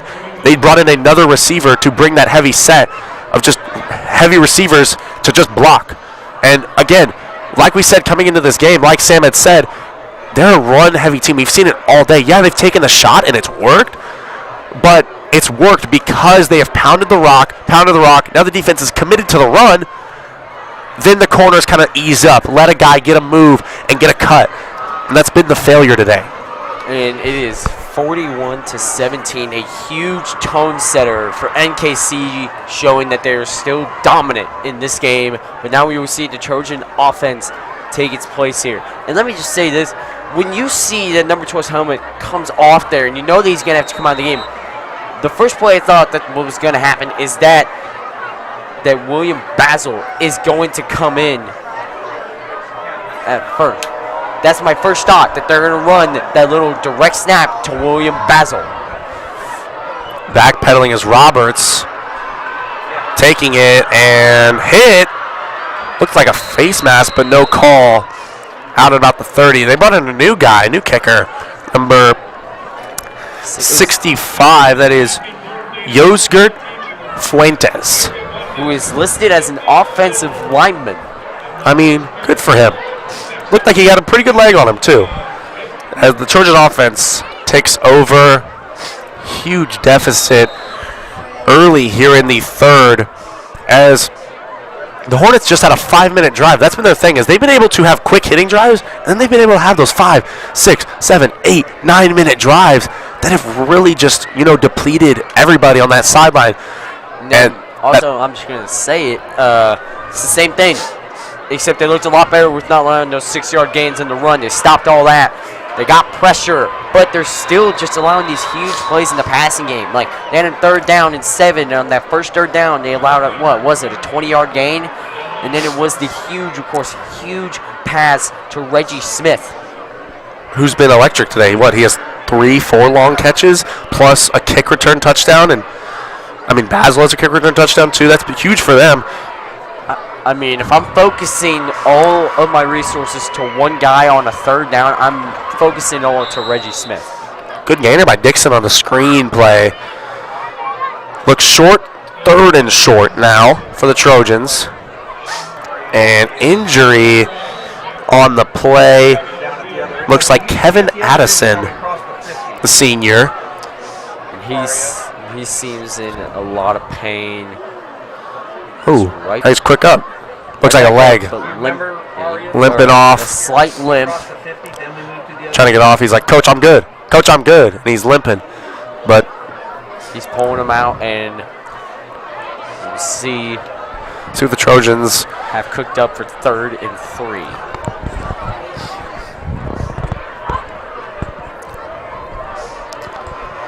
So 3rd and 3 now, 6.5 minutes left here in the 3rd quarter.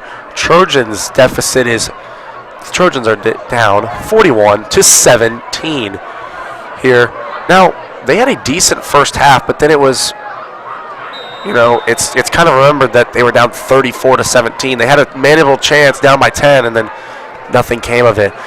It's just, I don't know if it's the absence of their coach or what it may be. Zane looking left, throw, and on his head, Braylon Agee goes up on it. Wow. There's a big play for the Trojans, which has been our source of offense all day. Braylon Agee comes up big in another huge spot. As Carson McGee has no answer for Braylon Agee. I mean, he looks what, 5'8", 5'9", 5'10", maybe? Braylon Agee, he's a 6-inch difference on him. You're going to win that battle most of the time. And they're going to screen out to Dixon up top. He'll get about 5 yards. And there's a late flag on the play. I think that this is going to be holding on the Trojans. Because it looked right in that area. I believe that this... Either on Leonard or Roberts. Pointing the other way. I believe that was a face mask penalty, maybe. I'm actually too unclear of what that penalty was. Okay. Roberts will check out. Quinn Watson checks in. And they're going to be quick onto the ball. Did just get confirmation it was a face mask. So 1st and 10. They try and move quick, and the officials are like, give us a minute. Now they're getting the white hats talking to them. I will say the 2 sources of offense that has been today, mainly for the Trojans, has been that Dante Dixon screen pass and the huge deep shot towards Braylon Agee, which I feel like that they should go back to this if it was NKC. I would put back in Reggie Smith to guard Braylon Agee because he was really the one guy. He's down bottom, though. Yes. Give it to Easter. He'll get a good gainer there on 1st down. But maybe they're starting to realize that they need to shade the safeties, but when you see that as an offensive group, you have to see, if you're going to keep trying to call that kind of post, you got to skinny post it. So it's right over the corner, but right under the safety. And Braylon Agee has enough leg strides. His legs are long enough. He does hurdles. He can move to kind of try and outwork that safety to get through. I do believe we see it. At we see it there and overthrown. Looks to be Quinn Watson. Just a little bit 3rd down Trojans. Front, and good coverage by NKC, especially Abu Safi. Number 33 for the Hornets. So 3rd and 7 now inside the red zone. Got that big hitter on 3rd down. So let's see if they can get another big hitter on 3rd down, or at least try and get 7 yards. Compete back in it. Thomas back to pass. Agee secures it. Touchdown is 2nd on the day. And they are going to go for 2. Agee did not see it. He was just trying to get back to the sideline. They are going for 2. To make it 25-41 potentially. That would make it a 2-possession game. Smart play call by the offensive group of Bell and Huggins. Even Reynolds, obviously, because he's got to step in that way. They will keep Watson in on the field in exchange for Roberts. Snap to Thomas. Pressure rolling left. Trying to buy time. Throwing and overthrown. Leonard was the closest man there. And 2-point conversion. No good. 5:05 left in the third. Score remains 41-23. So let's see what the Trojans can do defensively and what the Hornets can do offensively. As 5:05 left, what are you doing if you are Coach Dan Joyner, Sam? I think that you got to just keep the pressure on, and I say you got to hammer in that run game. Got to try and get that run game going. You get that going. You can kill a bunch of clock and keep a drive going. And if you kill that clock, there's no chance for a comeback. Now, also, I would say just keep doing what you're doing and keep on getting those scores, those deep shots. Keep on going for your man Reggie Smith and William Basil. I would say even use William Basil more in that direct snap because we have no answer for it, clearly. Yeah, there's. So if the one game doesn't work, just go to him. Ain't broke, don't fix it, I guess. It's been 100% today. He's been kind of the centerpiece of that offense as Thomas will remain the kickoff man. Let's see. Last time he kicked it, inside the 10. The first time he did it, he kicked it through the end zone. So let's see what he does here. There's still a lot of life in this Trojan crowd, though, despite the deficit. Received at about the 8. And throwing him around is a group of Trojans. And he'll be, inside the 30 for 1st and 10, Hornets football. So out will come the defensive unit, which has been very unsuccessful today. Unlike last week where they only allowed 13 points, they have allowed 41 points before the end of the third quarter. If you're trying to mount a comeback, if you're the Trojans, this is the most important drive of the game. Play aggressive but smart football. You're not trying to get that big hit. You're not trying... wrap them up. You're not trying to get the home run hit. You're just, because you can't. And there's 2 flags thrown. And the run is met. The back is met at about the line. This is going to be on the offense. Look to be on the Hornets, so this play will be coming back. Let's see the official call from them. So it'll be a legal shift on the offense. So the penalty will be declined, actually. 2nd down. 2nd and 10, because no gain there. I like that. Down over yards. But now you got to play smarter on 2nd down. So now 2nd and 10 after the loss of down due to the illegal shift. And as you said, no yardage loss due to the penalty. It's just a loss of down, which is very key for the Trojans. And now here are the big downs. 2nd down. Give to the back. And they swarm to him. There you go. That's how you play. That's how you... Now... It's 3rd and long. You got to look for that pass. I'm Dante Bronson. I'm Caden Williams. I'm Elijah Koval. I'm Demarion Ford. I have to be, playing my assignment, not getting beat. I'm Matthew Aguirre. Louis Van Batavia, if he drops back into coverage. Victor Reyes, Saquon Copeland, still play my 11th. Don't try and do... Caden Williams, don't try and do, Elijah Koval's job, and vice versa. Still play your game and just do what you can. Motion, back to pass, throwing it up, and dropped. There you go. Koval says not today as it is swatted away. Well, hold on. The offense is staying out. And let me just say this. The two people on the defense that I've been most impressed with, and they've been kind of working hand in hand on stopping that run game, is Jonah Wary and Saquon Copeland. They have both been swarming to the ball carrier, but on the tackles with each other. Jonah Wary became pressure, as he always does, constantly.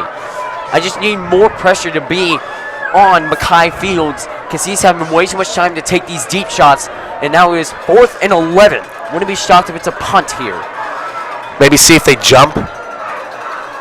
They do. They will punt. Oh, it's blocked! And it'll be down outside the red zone. There you go. That's how you do it. Got to get a touchdown here. I think it was a bobbled snap, I believe, or maybe I think he tried to shift it to get ready to kick it, and he mishandled it. And now it is Trojan football in On the Hornet doorsteps. territory. On the doorsteps of that red zone. Here's what you do. You got to Not quite score. the red zone. Very close to that red zone, though, at the 23-yard line. Got to score. Got to get the 2 point. Then it makes it a 10-point game. Still 2 possession. Then your defense comes out. You make that stop again. You get 6. You put on that. Maybe you go for 2 again. Maybe you stay aggressive and try the 2-point try. You don't get it. It's 36-41. It's a 5-point game. A touchdown takes the lead. So just see what the group does here. They're going to motion Easter down. Thomas screen. Leonard, honestly, smarter he dropped that. Would have been lit up. So 2nd and 10. 2nd and 10. That was a little mid-screen attempt. Had the receiver shift over, kind of have that swing to draw out one of the middlemen, get the middle more wide open, and then the Zane threw the ball a little bit behind, which made the catch a little bit tougher. But also, I'm not sure who the NKC defender was, but one of them read it like a book and was on Caden Leonard immediately. Screen to Dante. Tries to blow it up. Good block, Leonard! What a play! That play is not set up by anything. If Caden Leonard has that block there, touchdown Trojans. And Dante Dixon turned on the burners late to beat out that defender for 6. And they're going to just go for the PAT. Didn't like the 2-point try last time. So they make this an 11-point game. Devin Witzke, 2 for 2 on kicks today. We will see if he can make it 3 for 3. Watson to snap, Haney to hold, Witzke to kick. Witzke up, through. It is an 11-point game. What a 2-possession game now. What a momentum shift for the Trojans on that fumbled snap or the bobbled snap on that QB punt, which I really don't understand why the QB punt was necessary there, as I don't understand why you send out the punting unit when it's 4th and 11. You just punt. Send out the punting Especially, unit. Back in your own territory. I get it, you're on the Trojans 40. Your kicker's not making that kick potentially because that's, you're on the 40. You got the snap. That's a 57-yard kick, So I see why you're doing it, 40-yard line, maybe 35-30. Where high school kickers aren't as strong, obviously, as college NFL guys. But, send out the punting unit. Punting unit, they can put it, we're right about the 30. They can put that thing 30-yard line. Boom, that turns the field over, and this doesn't allow, the stupidity. But they're still up by 11, so I guess it's not very stupid. It eliminates the risk. I think that's what you're trying to say. It eliminates the risk of that happening. It eliminates the risk of also a very poor punt that maybe only goes about 10 yards. Like, what if he kicks it all the way off to the right? Like, there's also that possibility. So Thomas still a kickoff man. Let's see what they can do here with 3:30 left in the 3rd. Pushing it right. Caught it about the 6. There you go. Way to get there. Way to get home, Trojans. And I'm just going to say it. The Trojans not playing with a different kind of energy. There's different energy. The sideline is alive. The defense is alive. Special teams is alive. They're all rushing down the field. They're starting to realize that they can do this. They can win this game. Yeah, and what they're doing is not rocket science. It's just staying in your lane and, not getting outside of it. Because once you get outside of that and you're not in your contained lane, you mess up the whole process. And that's kind of the big deal for the Trojans. And that's like the 101 of football, playing defense. Very bunched backfield. They're going to give it to their back. Maybe for a gain about 3 or 4. Zana, yeah. So 2nd down, obviously. So it's going to be 2nd and 5. So they're going to give him, they're about the half-yard line, it would seem. So 2nd and 5 for the Hornets. And that was a pretty good run. Got good blocking up front. It's all won in the trenches, like you said, all day in that first half. It's all been won in the trenches. None of it has been won with the linebacker. Some of it has been won in the linebackers, but it's mainly been if somebody, and here we go, big run. He might be gone. Bronson trying to catch him. Does he?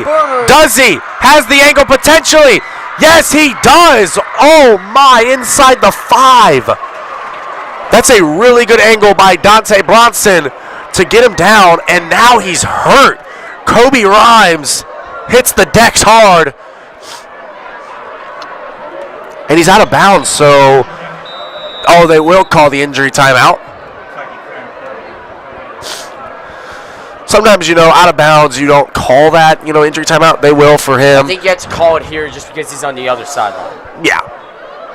No doubt about it. Hopefully he is okay. Looks, helmet's already off very quickly. But a huge momentum shift for the Hornets again, as now Trojans are backed up on their heels again, and now they can make it another 3-possession lead. What you got to do here is what is failing for that front 7 unit, not just the D-line not getting their holes right. The D-line puts, and then the offensive line makes holes, right? What has to happen is the linebackers can't slowly bring themselves forward. They have to funnel, they have to see the vision, and they have to hit the hole at maximum efficiency and make a play. Aguirre, Reyes, Copeland, even Kirkland, and when he comes in, they all have to, you can't, kind of be on your heels or be on your toes falling forward towards that hole. And you know what, the one thing that we should be expecting here, I would expect the direct snap to William Basil, but no, we're not going to see that here. We will see the QB on the field, so, but maybe you could still expect it. Basil's not on that field. Snap, give to the back, and in. Touchdown. Hornets. Zinna into the score to make it 47-30. Big drive for the Trojans. Trying to get back in this game. 2:14 left. Again, big hitters. They've hurt them. We saw last drive. Was there a big hitter, Sam? No. Not at all. And what happened?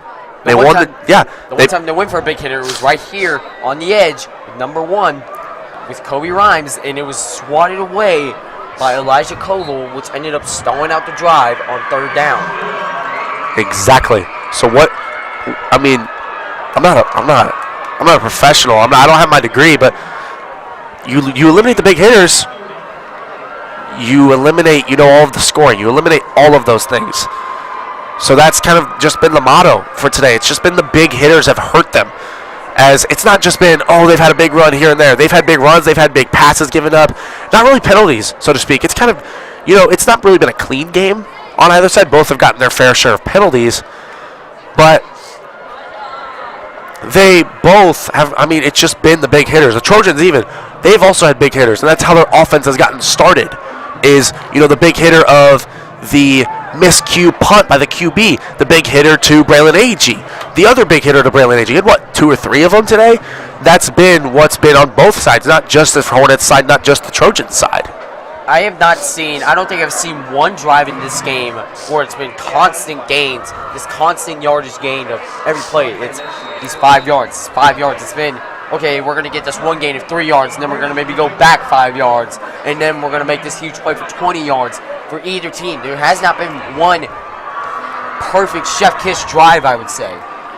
And Yoskert Fuentes back to kick again. Look at him. Look at the big man. Love that. He squibs it left. Roberts has it. Tries to turn it upfield. Has a potential lane and going down just ahead of that 45-yard line, down at what would say the 44.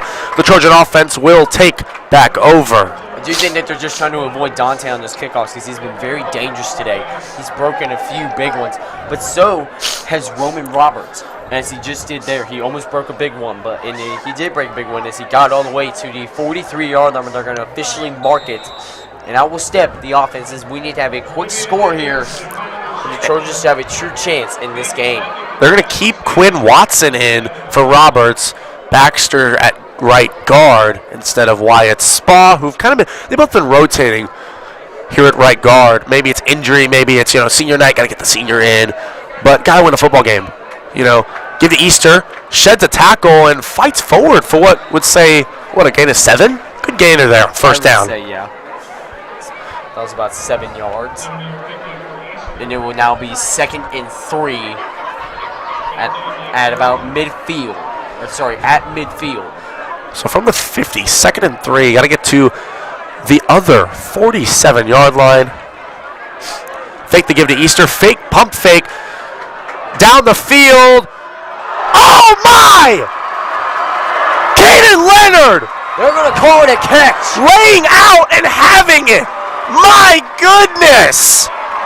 That is a huge catch. Big play. Got him in the red zone. Oh. Caden Leonard stumbling. Probably hit the deck a little too hard. He is stumbling.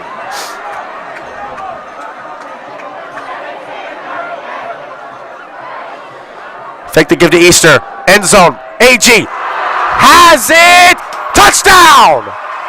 What a catch by the 6'4" NIU man. Braylon AG. 1:13 left in the 3rd quarter. It's been I'm not back and forth, but they both have been putting together good drives and scoring. I'm not sure if I would call it great drives. It's more just these great big plays. They're coming up with these big plays, and it's great plays. But if you're in KC, you need to kind of stop this, because at some point you're going to get stopped, and then the Trojans are going to make this a one-possession game. That is the truth. Here's Witzke to kick the PAT. Point after, Haney holds, Watson the snap, and obviously it's good. So he's still on that right side of 60%. He's been 100% today. Knock on wood. And allow me to point out that in that play, Reggie Smith went one-on-one for Braylon Agee in that play. As I said, why have they not been putting Reggie Smith on there? He's the one guy to really deflect that deep ball on Braylon Agee. Didn't matter there as he got mossed. That's 2 catches today where he's gone up, high pointed it well, and brought it down for a catch. Oh, I think we're at more than 2 now. Well, I mean, he did have the big hitting post, but that's in the basket. I'm saying he had a huge head top earlier. He had that concentration to keep it in the midst as you fall down, making sure, not really making sure, but knowing he's in bounds has been huge for him. And it really is, it's all going to come down to the defenses in this game. If Trojans get a stop and then we score, it's a one-possession game. Or if the Hornets get a stop and they score, this game is most likely out of reach. Maybe, but we've seen a really strong showing in this 3rd quarter. They've put up 20 points in a quarter. That's really good. Yeah, which I kind of like to watch a little bit more defense, so a little bit disgusted by that, just a little bit. Wow, a defense wins championship, guys. Received inside the 5, trying to make a move. Cuts down the sideline. Where chases him out of bounds right at about the 31 or 2-yard line. Where using his speed to hunt down a receiver of Caleb Hill. I mean, yeah, Jonah Ware plays defensive end, but he's real quick for his size. Jonah is currently trying to stretch out his leg. Well, yeah, he ran a long ways. And he's going to be taken out, and in will come Emory Anderson. Emory Anderson to replace him. Most likely just for about 1 to 2 plays. If Jonah has now taken a knee on the sideline. Get a rest, get a little break. I mean, yeah, he has been a workhorse tonight on the defense. If I'm their coach, I'm going hurry up here. Especially when I see Ware out on the sideline. I'm going hurry up, but there you go. That's how you do it. Emory Johnson, speaking of which, was in on that tackle. Not letting him get forward at all.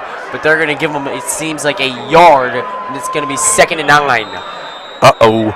Hornet offensive lineman down, and they've been facing the kind of injury bug today. It's not been good. They've had multiple guys go down for maybe a few plays, maybe even longer. What's that, their 4th guy? 4th or 5th guy? That's been injured? That's gone down. I would say, yeah. I'm starting to get a little bit concerned. I'm not trying to say it, but some of these seem like that they're not too serious that they can just walk it off. Sometimes you can walk it off, Sometimes and it's. you can. I mean, maybe it's serious, but you can still walk it off because adrenaline's rushing. That is a good point. Adrenaline's rushing. You might have just torn something or pulled something real bad, but you're still able to walk from point A to point B. The sideline, and then the adrenaline stops rushing. You're like, oh, I just pulled a quad. I just pulled a hammy. I will say that, like, when you kind of get hurt, it kind of just kills all of your adrenaline, and all of a sudden you might just start to feel this pain or a cramp. It's just sometimes the adrenaline just wears off, and it's, okay, something's wrong. You get back down to earth. Yeah. Exactly. So let's see. Been down for a while. Looks more either Like, arm or I leg. think it's leg more because On the left side of that body. I think just pointing at like more like the knee and thigh Knee to area. quad area, things like that. And he's up. That is Caden Waring. Oh, by the way, a little bit of downtime. The Chiefs, Chiefs-Chargers game. 8 minutes left in the third. It is a 13-12 game. Chargers lead by 1 with Chiefs having the football. Thank you again, always for tuning in. You know how you have that option, but thank you for being here, listening to myself and Sam just jab about football. It truly is. This is just truly has been my dream to be able to call these kind of games, these games that are exciting. But also, I kind of like those more defensive games where the Chiefs are having right now. He's old school. But I am. Run to the outside. Ooh, big hit. Takes one from Ford. I'm not even sure if that was a big hit. He kind of just flew in. Kind of hit the pad of Ford, though, as he kind of fell down. So exactly. It'll be third down, 3rd and 4 to be exact. What can they do is Emory Anderson remains in at the top of that D line with Conway under him, along with Jamari Bell and Batavia. Oh, speak of the devil, here comes Ware back on this big 3rd and 4. And it seems like we're going to the quarter, and now we are going to send it down to our sideline reporter, Aiden Murray. Hornets 48, Aiden Murray reporting at the Hill. It was quite an electric half. North Kansas City is still pounding the rock and getting that big playability. The Trojan offense is on a roll, though, and I believe they haven't gone scoreless. The defense is wanting to fill their gaps and stop the run. I'm Aiden Murray. Back to the box. Thank you very much, Aiden. And as we go into the final 12 minutes of this game, the Trojans trail by 11. I mean, again, yeah, thank you, Aiden, for taking your time, getting on that sideline, getting those reports in, keeping us updated and on the game. But, I mean, stepping away from the game, even though Trojans have been down most of this game, 48-37 it stands right now, the Trojan student section and the Trojan section even is still in this game, still backing their boys for this final 12 minutes. And if you truly want a chance, the best chance you get is to stop them right now on this 3rd and 4. But the threat is they go for it. They've been 100. They've not 100% on the chances, but they've gone for it most of the time. Yeah, they have the 2 punts, one being dropped and then the other being missed. And fights forward again. We see Reyes hits high. Kind of holds him high. Doesn't, hit kind of hip level, leg level to try and drive him through and back. Keep him where he is. It'll be 1st and 10, Hornets. Once again, William Basil. It's been William Basil in these short yardage situations a bunch. Anderson comes off the field. 11:30 left. So Zina will check out. Rhymes will check in.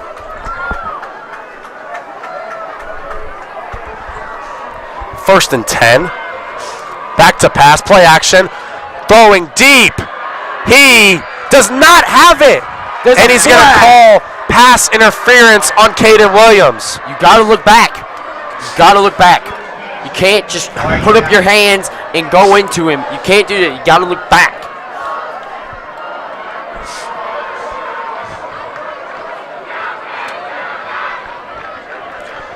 So, free 15 yards for the Hornets and another 1st down.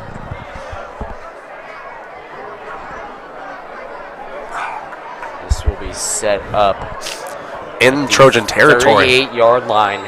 But here's my question. If they get stopped here, what's the call? Do they Williams go comes for it, out. or do they try and kick a field goal, or do they punt? It's kind of, if we stop here, that's kind of where. And take it down. But again, Williams came out after that big hitter, not really catching it, but the PI. And Dante Dixon does end up checking in for the Trojan defense. Jonah Ware extremely slow to get up. He's putting it all on the line for his boys, for his group.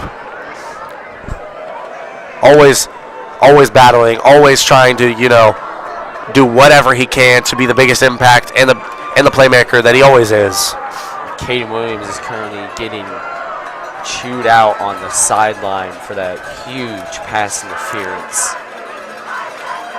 Give to the back. There will be a flag, 2 flags thrown. I believe that this is going to be holding.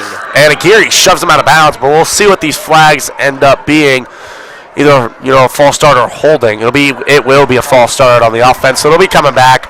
Second and what should be 14 for the Hornets. Which is huge now, because now it really kicks you back.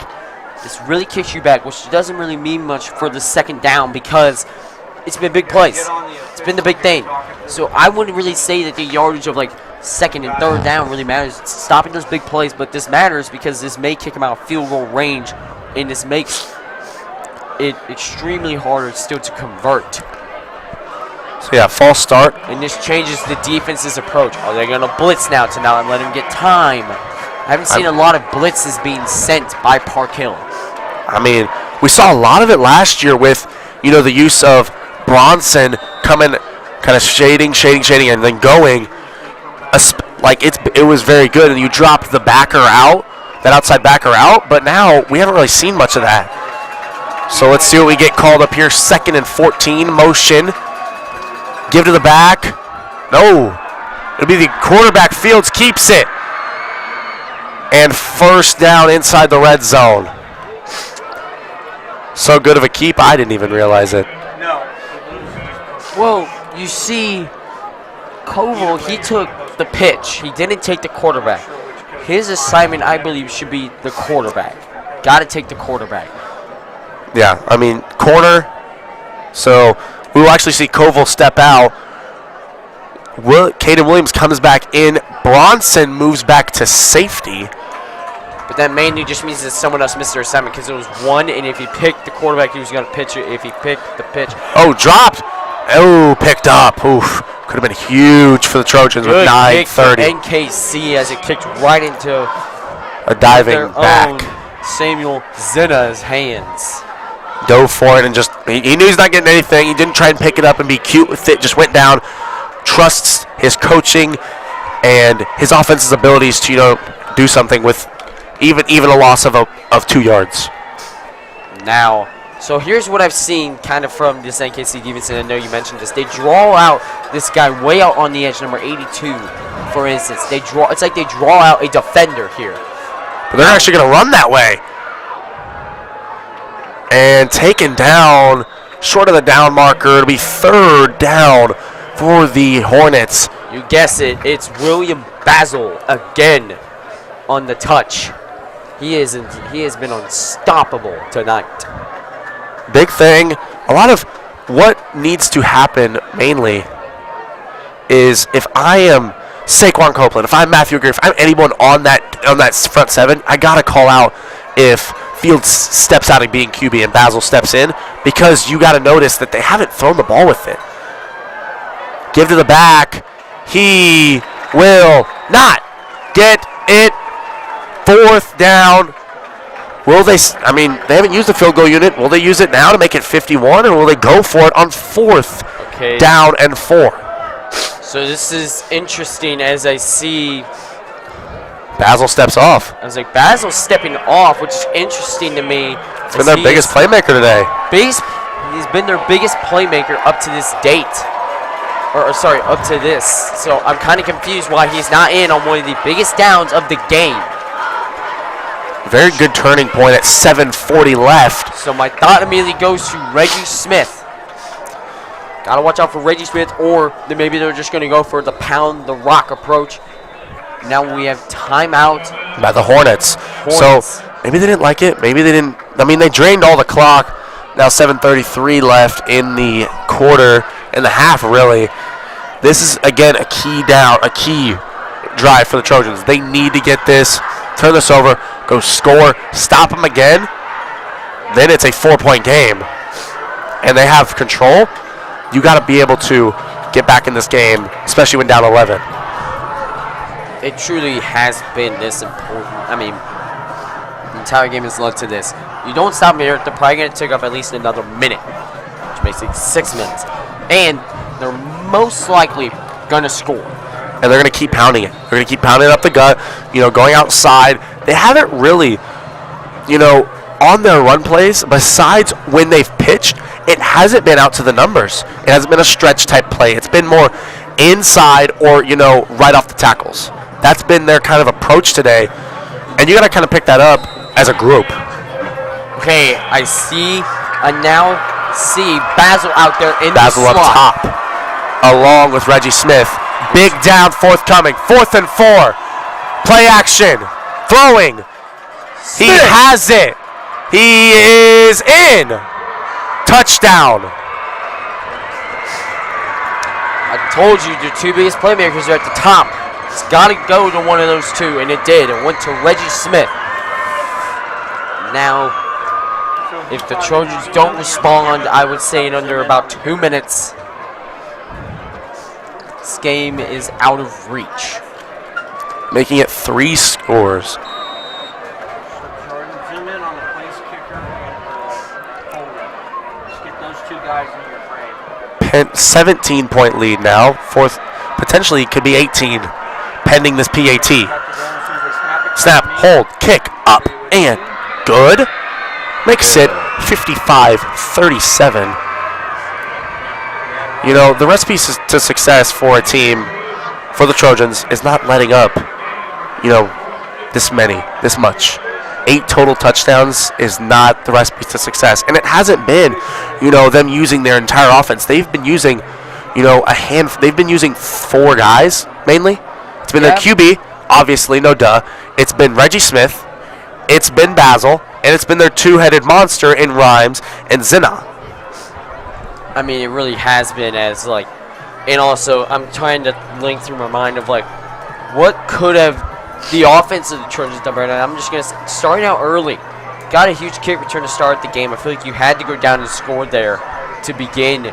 And you throw an interception, which completely shifts the tone of this game towards NKC, which then they go down and score a touchdown. And it never started outright for Park Hill. I mean, you said it perfectly. When you got to be able to start it out right. You got to be able to do it all correctly, and it's just the little things. Little things add up. They add in the original kicker. They're going to kick it deep, and Dixon will catch it at about the 10, cutting upfield down the sideline. One man beats the kicker, and he brings him down just about the 46-yard line. And again, as we kind of reach the latter half of this game, we kind of take a look at what the rest of the season for the Trojans does end up looking like. So after today, in a week, they will be at Staley. After that, they will be hosting Kearney for their homecoming game. Then back here, but the away team against Park Hill South. Then at home on October 3rd against Liberty. In St. Joe Central, at home versus Raymore Peculiar. And finally, to end out the year, at Oak Park. I mean, same schedule as last year. Not too bad, right? No, it's not too bad, which kind of is just trying to make me think I don't think we ever gave up this many points last season, which is just trying to think, what changed? Pump fake, firing, Leonard, wide open, Katie beat him. Inside the 10, huge play for him. Wow. He's had 2 big ones in back-to-back drives? That's been very big. Back-to-back drives, and I really think he really needed to score there very quickly, especially. Yes, but they still are, as now 7 minutes left to go on the clock. If you really want to change, I say score on this play. Score on this play or the next. So Thomas, fake the give to Easter. Screen out to Dixon, and he'll just go out of bounds. So, I mean, we were talking about the Trojans rest of the year. Let's kind of look at the Hornets rest of the year. They will be at home against Excelsior Springs next week, then at St. Joe Central, then hosting Kearney, followed by hosting Grandview. On October 10th, they will be at Oak Park. Then they will be at home versus Park Hill South. And then for their final game on October 24th, they will host Liberty High School. Now, once again, that same set that we've seen all day, the trips. And now we're going to go 5 wide. AG and Easter. Down bottom. Up top. Dixon, you have Roberts, and you have Leonard. Quickly thrown. It's intercepted off the hands of Easter into the hands of Aaron Colvin. But there is a flag on the play. Let's see if this affects, if they get the ball back. Well, hold up. Looks to be, a Trojan penalty. It will probably be declined as we see the entire defense on the field. Yep, false start, obviously declined. And the Hornets will get the football with 6:43 left. Will most likely seal it for the Hornets. Never know. 6 minutes to go. 55-37. Never know. NKC. You could get a pick 6 here, fumble 6, or get the ball back very quickly. Then you score, obviously. Then you stop them on defense. You get the ball back. Then it's a 1-possession game. Again, it's 4 points. And in that timeline, it'll probably be 2 minutes remaining. And at that point, you will be fired up as a group for the Trojans. So let's see what they do as Field stands right at the goal line. Gives to his back and looks to be met right at the line. They're gonna give him a few yards, about 3. Yeah, he pushed forward. It's been the big thing. He's hit, and then he's maybe getting 1 or 2 after, so not an inefficient game there. That was more of the O-line push there, as the O-line was able to push him back. Official timeout. So it'll be an official timeout, no injury. Oh, it will be. No, there is an injury. Injured looks to be Trojan.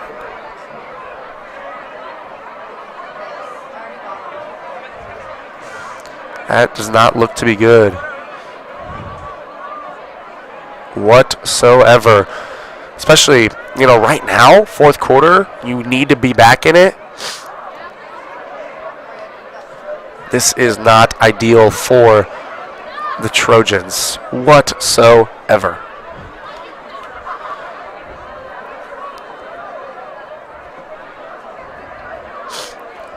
And I know we take a look, we're kind of paused right now. Take a look. Chiefs, Chargers. Chargers ended up scoring. They have the ball right now. It's 20-12 heading into the 4th and final quarter of that game.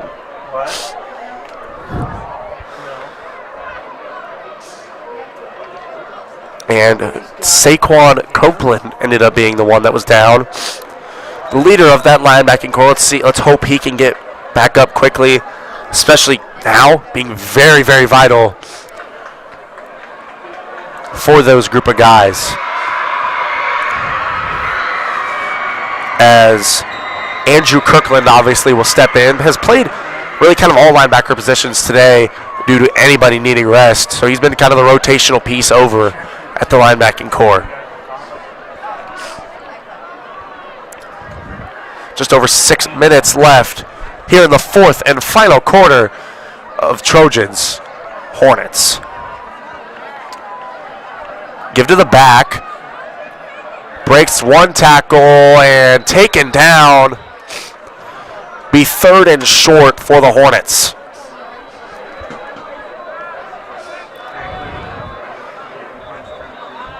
Another. Now we are under 6 minutes to go. So Trojans ends up calling their first timeout. They will remain with 2. Kind of regroup. This is one of the bigger plays. They need to get this one. Let's see what ends up happening for them and what they can do. 5:54 or 5:44, excuse me, left in this game. Remains 55-37.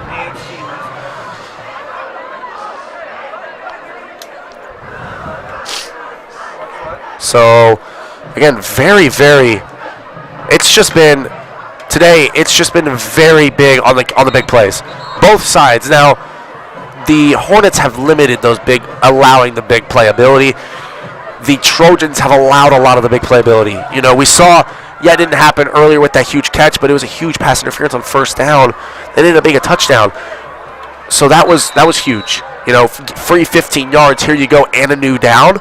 Yeah, maybe he would have caught it and would have been more, so it was honestly more valuable that he PI'd him. But you don't want either of those, and that's just reading your receiver and doing your homework heading into the week, as they're going to give it to the back on third down. Does he fight? I don't think he got forward. He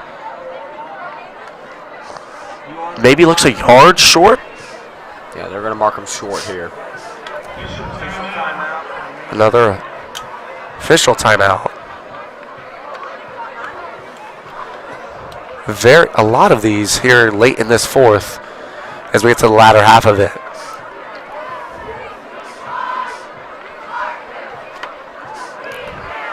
They are going to go measure this, see if they got it.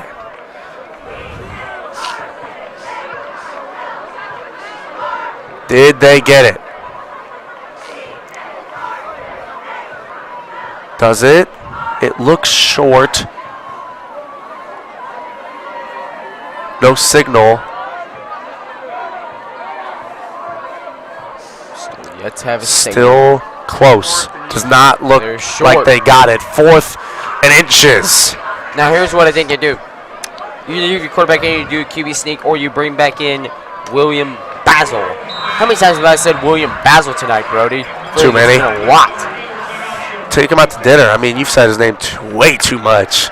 And that's a good thing and a bad thing. Good thing for the Hornets, bad thing for the Trojans, obviously. The two names I've said the most are William Basil and Reggie Smith for the Hornets. Not a bad thing, but not a good thing either. But let's see what Reynolds and company can cook up for Reynolds and Rich and company can kind of cook up 4th and inches. As I mean, I'm run. You know, outside doesn't matter. I'm projecting it's going to be mainly a run play. I was gonna say, you punt the ball. I don't care. It's 4th and inches. You punt the ball here. No chance to put in a risk that you don't get this and you put the Trojans right back in with a shot. Or you see if they jump. You don't like it. I think that's you what punt you it. do. You know, you see if they jump. See if they do something. They're going to get Basil in the back. Yes, Basil is in the backfield. So don't expect punt. Expect jump. Go get him. There it is. First He down. gets it. And more. And then some. Bell trying to chase him down. Williams trying to get him. Williams misses the angle. Bronson trying to get him. Will he? He will not. Another touchdown call for William Basil. 85-yard touchdown run. As Bronson is slow to get up. Oh no, he's hurt extremely. And yeah, he was trying to be. He was offered help up, by his teammates, by his guys, and So- he couldn't get up with it. Now he's limping. Oh, I think he took a cleat maybe to the stomach, maybe knocked the wind out of him. Looks like it. Very compressed, trying not to move a lot. So Brody, am I allowed to call that this game has now officially been put away? No. 5:17 left. Quick touchdown drive. Stop. Throw a touchdown. It's a 2-possession game. Brody, I think you're starting to live in La La Land. I mean, sometimes you have to. I've seen crazier things happen. I've seen crazier things happen than down by, 4 possessions? I've seen crazier things. I've seen the Cowboys trade Micah Parsons. That's pretty crazy. For 2 firsts and Kenny Clark. But hey, that's just me. Yeah, all right. Maybe we have something crazier. All All right. PATs, Jordan, get in on the kickers and placeholder. So the the point after try forthcoming to make this 62-37 pending this PAT. Goalpost, zoom in on them. The snap, the hold, the kick, up, through. Cut to the officials on the It is good. 62-37, 5:17 left. It's gonna be a rough practice next week. It's gonna be rough. Not even. It's gonna be a rough film session tomorrow morning. It's also gonna be Trojans. a rough film session. Trojans are going to rough be film session. ripped a new one. Not just one or two guys. You don't lose games off of one or two guys. Yeah, maybe a game-winning touchdown very late. And I'm just gonna say this: the one person I've been impressed with tonight, and that's Jonah Ware's heart. He has been limping around for about this entire Kind of fourth quarter. second half, I would Yeah. say. He's been limping around, and he's still hopping in on the kickoff unit. He is right now. He's hopping in everywhere. He's on. I mean, he's an animal. He plays through it. He looks to be off this kickoff unit due to fatigue, injury, maybe all of the above. It's just been a long game for him. A lot of returns and a lot of defensive drives for them as a group. So it's been a lot for those guys. That's why you kind of look. You see mainly off. You see that kind of back half of that returning team is offense for a reason. watch this already. And they're going to squib it. Watson fumbles it. He's just going to fall on it. Wasn't expecting that, but they'll start at the 30-yard line with 5 1/4 left in this quarter. Quinn Watson jumps on it. So let's see what Huggins and company will dial up. Because, Reynolds being that defensive guy, he's not really, putting himself like, oh, we need to run this. He's letting his offensive coordinator handle that. That's why with Sims here, he mans that offense because he's the head coach, but he's an offensive-minded guy. He says we're running this, and then the guys behind him are the QB coach, the receiver coach, the O-line coach, things like that, the running back coach. Defensively, he has a defensive coordinator. He has a linebacker coach, D-line coach, DB coach, things like that. And that's what the difference is here. And give to Easter. Looks to be a 3-yard gain, so second down. And I really thought after that fumble punt that we have a shot, and we did.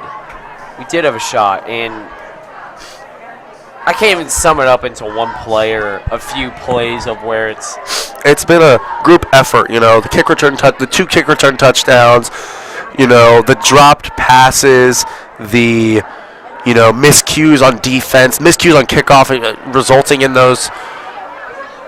And AG sat down. Zane looks to put it in a spot, maybe miscue there again, bringing up 3rd and 7 now for the Trojans. With 4:37 left still in the just- fourth and final quarter. What happened to the team that played last week for the Trojans? They just have to dig deep. Fourth quarter, finish strong. That's the big thing. If you finish strong, you make this maybe a 2-possession game. It doesn't erase itself from film, but it betters the situation. Thomas has the time. Lofting. Leonard. Oh, my. Good call. First down, Trojans. Had no chance to even come back for that football. Walking up about 35. Brody, I think he became a fan there for a second, telling the ref to make the call. They'll be on the 48-yard line, 1st and 10. But now it will be first down, Trojans. Did we cross the 50? On the 48-yard line. Like I said. Okay, so A.G. Dixon up top. Robertson, Leonard rotate to the bottom. Easter remains that lone man in the backfield. We saw a lot of split time, it was mainly 60-40 of Irving Easter. This week it's been more Easter. And we did see Irving, trying to stretch before the half, and Thomas trying to take off. Oh, slides down, but the two Two Hornets ended up hitting each other. It went over Zane and then collapsed into each other. I mean, I feel like that Zane also caught some, but Zane, I haven't really seen that kind of speed from him. I was kind of surprised. Up his speed rating this week, Coach. Up his speed rating. And agility, the acceleration, change of direction, get it all up. 2nd and 5 for the 5-yard run by Thomas. Screen. Dixon has it. Tries to cut it upfield. Jukes a man. Breaks a tackle. And down on the doorsteps of the red zone. Great moves by Looks at the 21. Dixon.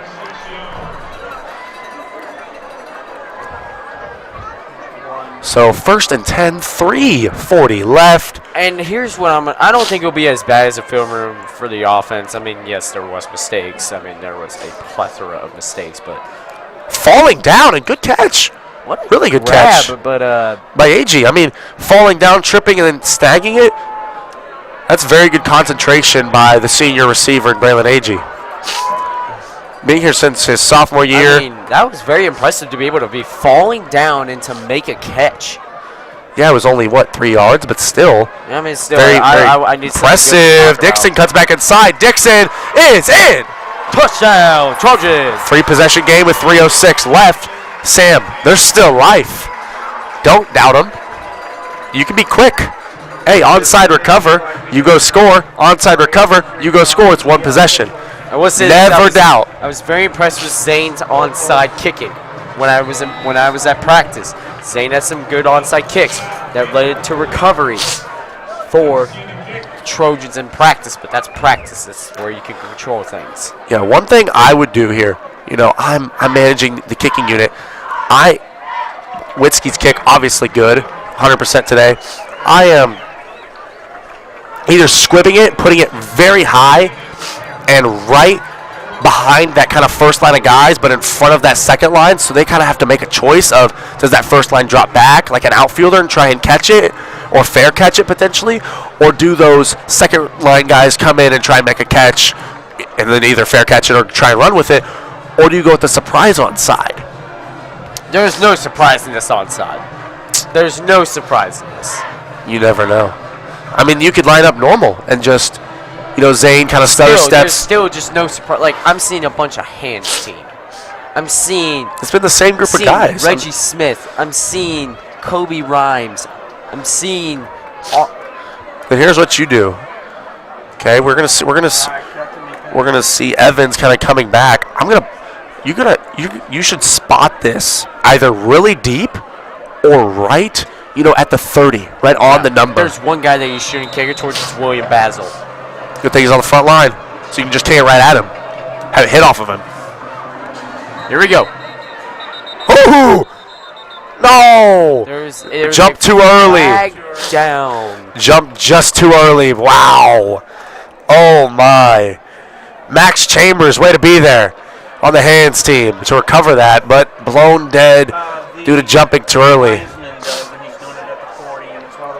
So, I think the flag might have been on Max, maybe. I'm unsure. I mean, way to be there, though. Way to be quick off the line.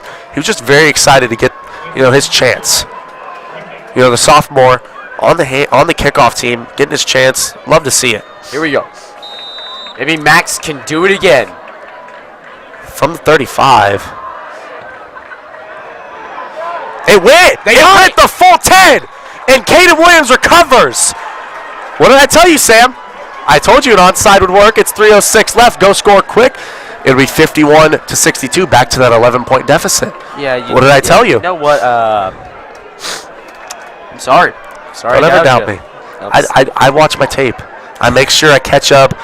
I make sure, I'm watching the offense. I'm watching, the hands team, the special teams, things like that. The defense. Gotta make sure. Way to go for the hands team of Park Hill. Very unclear of what NKC was doing. I mean, they saw it the first time. Why didn't they expect it the second time? I know, but no one crashed on the football. They were more inside. Exactly. Looks like Which I think that's why Zane just kicked it to the out, looking for a deep shot. Has to get it out. Hit. Flags fly. And DB hands. Nice hands. Oh, and Zane is down. Uh-oh. Oh, but okay. He's helped up by Jays Anderson. Don't worry. The big man.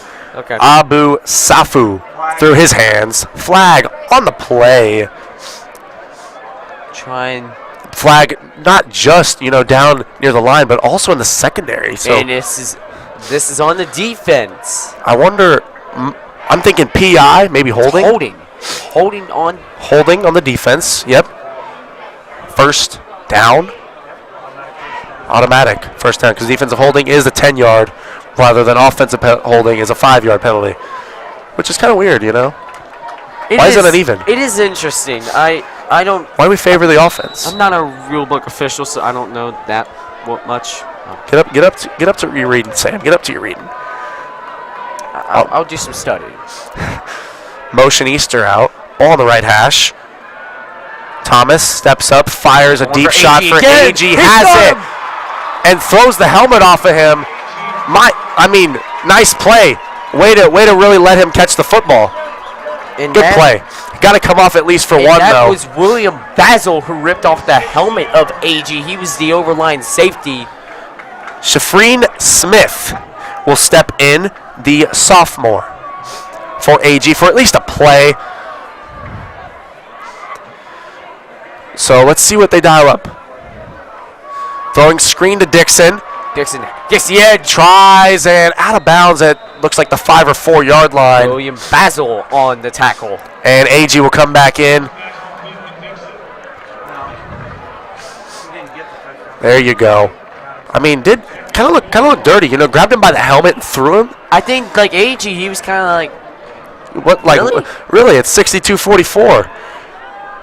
We're trying to make a comeback and you're throwing my helmet off? Now here's my fake it. And he did Easter. He did. It's a 12-point game pending that PAT. Let's see what Devin Witzke can do.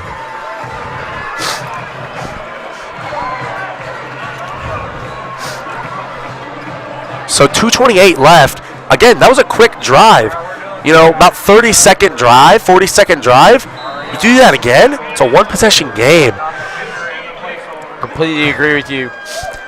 Watson to snap. Haney to hold. Witzke to kick. Snap, hold, kick, up, and through the uprights. An 11-point game once again.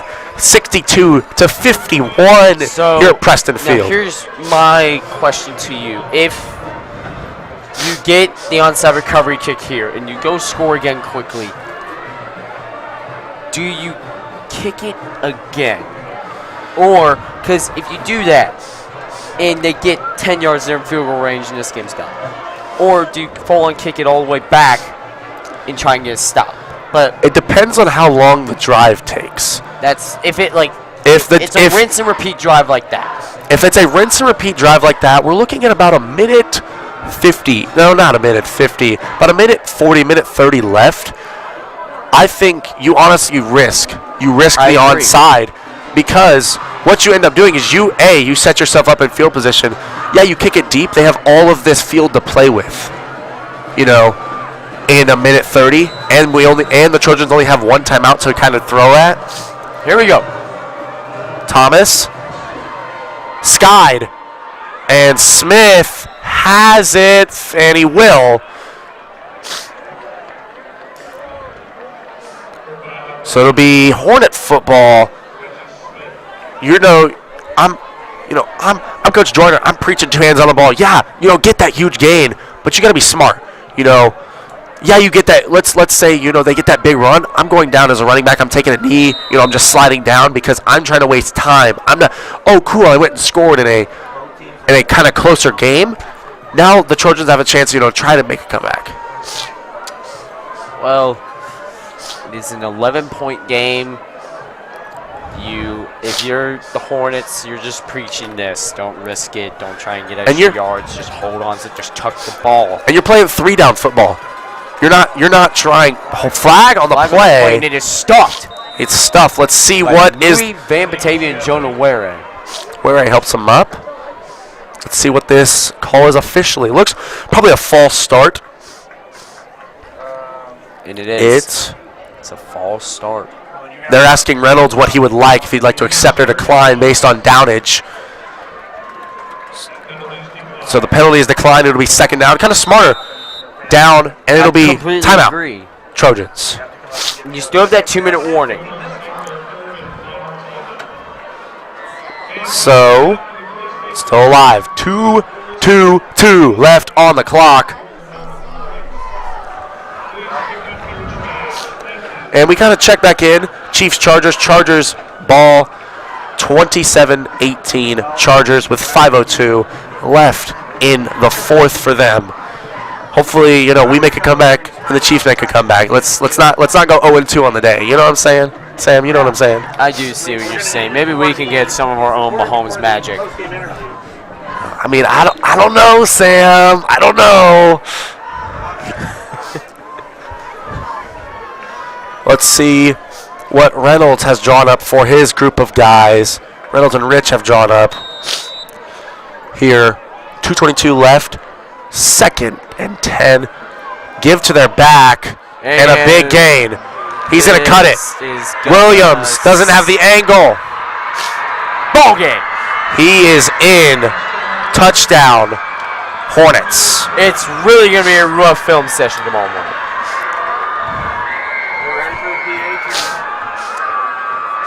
And this PAT will make it 69-51 if made. I mean, that's not a good sight to see for the Trojans, especially. So, kick is up and good. 69-51.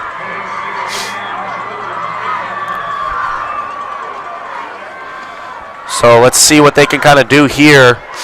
Try to finish out this game.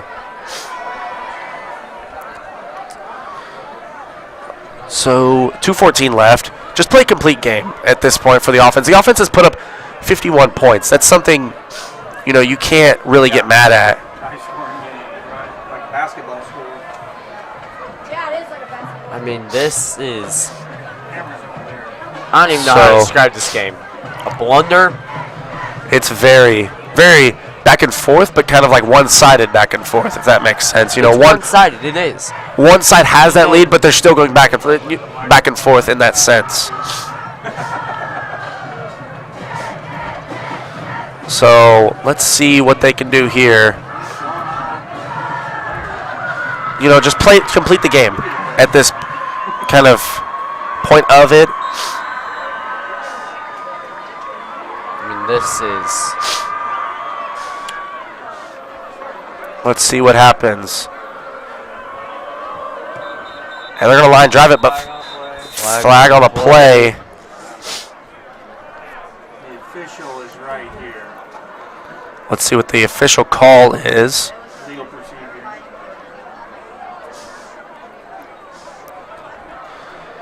So, be a re-kick from the 35. Again, Trojans have no timeouts, so they're kind of working quick. This group of guys is going to try and play quick. Try and finish out this game strongly. And, like you were saying, film session tomorrow is not going to be very pretty. But it's not just, the defense that's getting ripped into. It's going to be those guys on special teams not making the right angles, not, wrapping right, not holding their ground in the right way. And they're going to do a line drive kick again. Watson has it. Tries to make a return, and he'll be taken down at about the 45-yard line. Good return. I'm not sure if some of those defensive special teams players are going to make it out of that film session alive. They are going to choose. I mean, if you're on that kickoff unit, I would pray for you tomorrow morning. I will be praying for you tonight. Better hope Coach Sims is not there. Oof. That would be rough. Let's see what ends up happening. As Riley Haney will check into the game at quarterback. Wow. Give to Easter, and met right at the line. I'm still just trying to process this score of 69-51. 69 points allowed. Yeah. But, I mean, after that run, we saw number 1 kind of try and stand over Easter, but Braden Morgan was very quick to get over there and, defend his guy. Wasn't pushing on him, but was defending his guy. So, second down.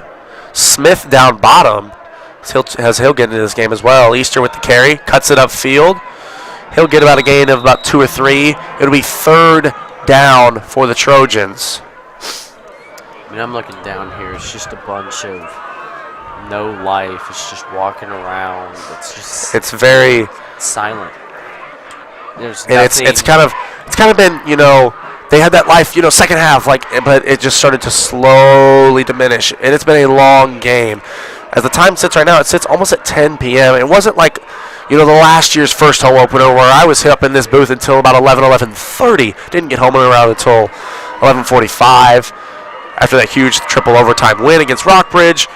A huge win last week didn't end up being the key to success. Hopefully they come back next week, beat Staley at Staley, and bring it back home and defend the hill against Kearney. As they'll bring up fourth down, probably be the final play of the game. And again, we thank you for joining us for this very, very lopsided, very weird game of 69-51. If I'm Trojans, I'm not hiking this ball. I'm just going to let it run out, say my good games, and then get to the locker room or get to the post-game meeting, chew through, and then get to the film session tomorrow. Sam, what do you have to add? I just think that it was a very disappointing performance from the Trojans. I think they needed to come out more hot and ready. They didn't show me that. They came out cold. They threw a pick. They didn't seem prepared for this game that well. I think that they need to clean it up next week, mainly just the turnovers and just coming out hot. They started out really slow on both sides of the ball, which led to the NKC victory here tonight, but the main thing is special teams. Maybe it's the missing of Coach Andy Sims, but hopefully they'll catch another one next week at Staley High School. Thank you again. I'm Brody Fetters. But first, we're going to send it down to our sideline reporter, Aiden Murray. All right, so the final score, North Kansas City High School, 61, Park Hill, 51. It was a rough showing for the Trojans and a great showing for the Hornets. They were able to showcase their big playability and their ability to stop the run. Back to the box. Thank you, Aiden, for the last time. And once again, final score, 69-51. NKC Trojans go down in their home opener on senior night. Again, we will see you back here in 2 weeks against Kearney High School. Thank you. I'm Brody Fetters. And I'm Sam Miller. And thank you for your time.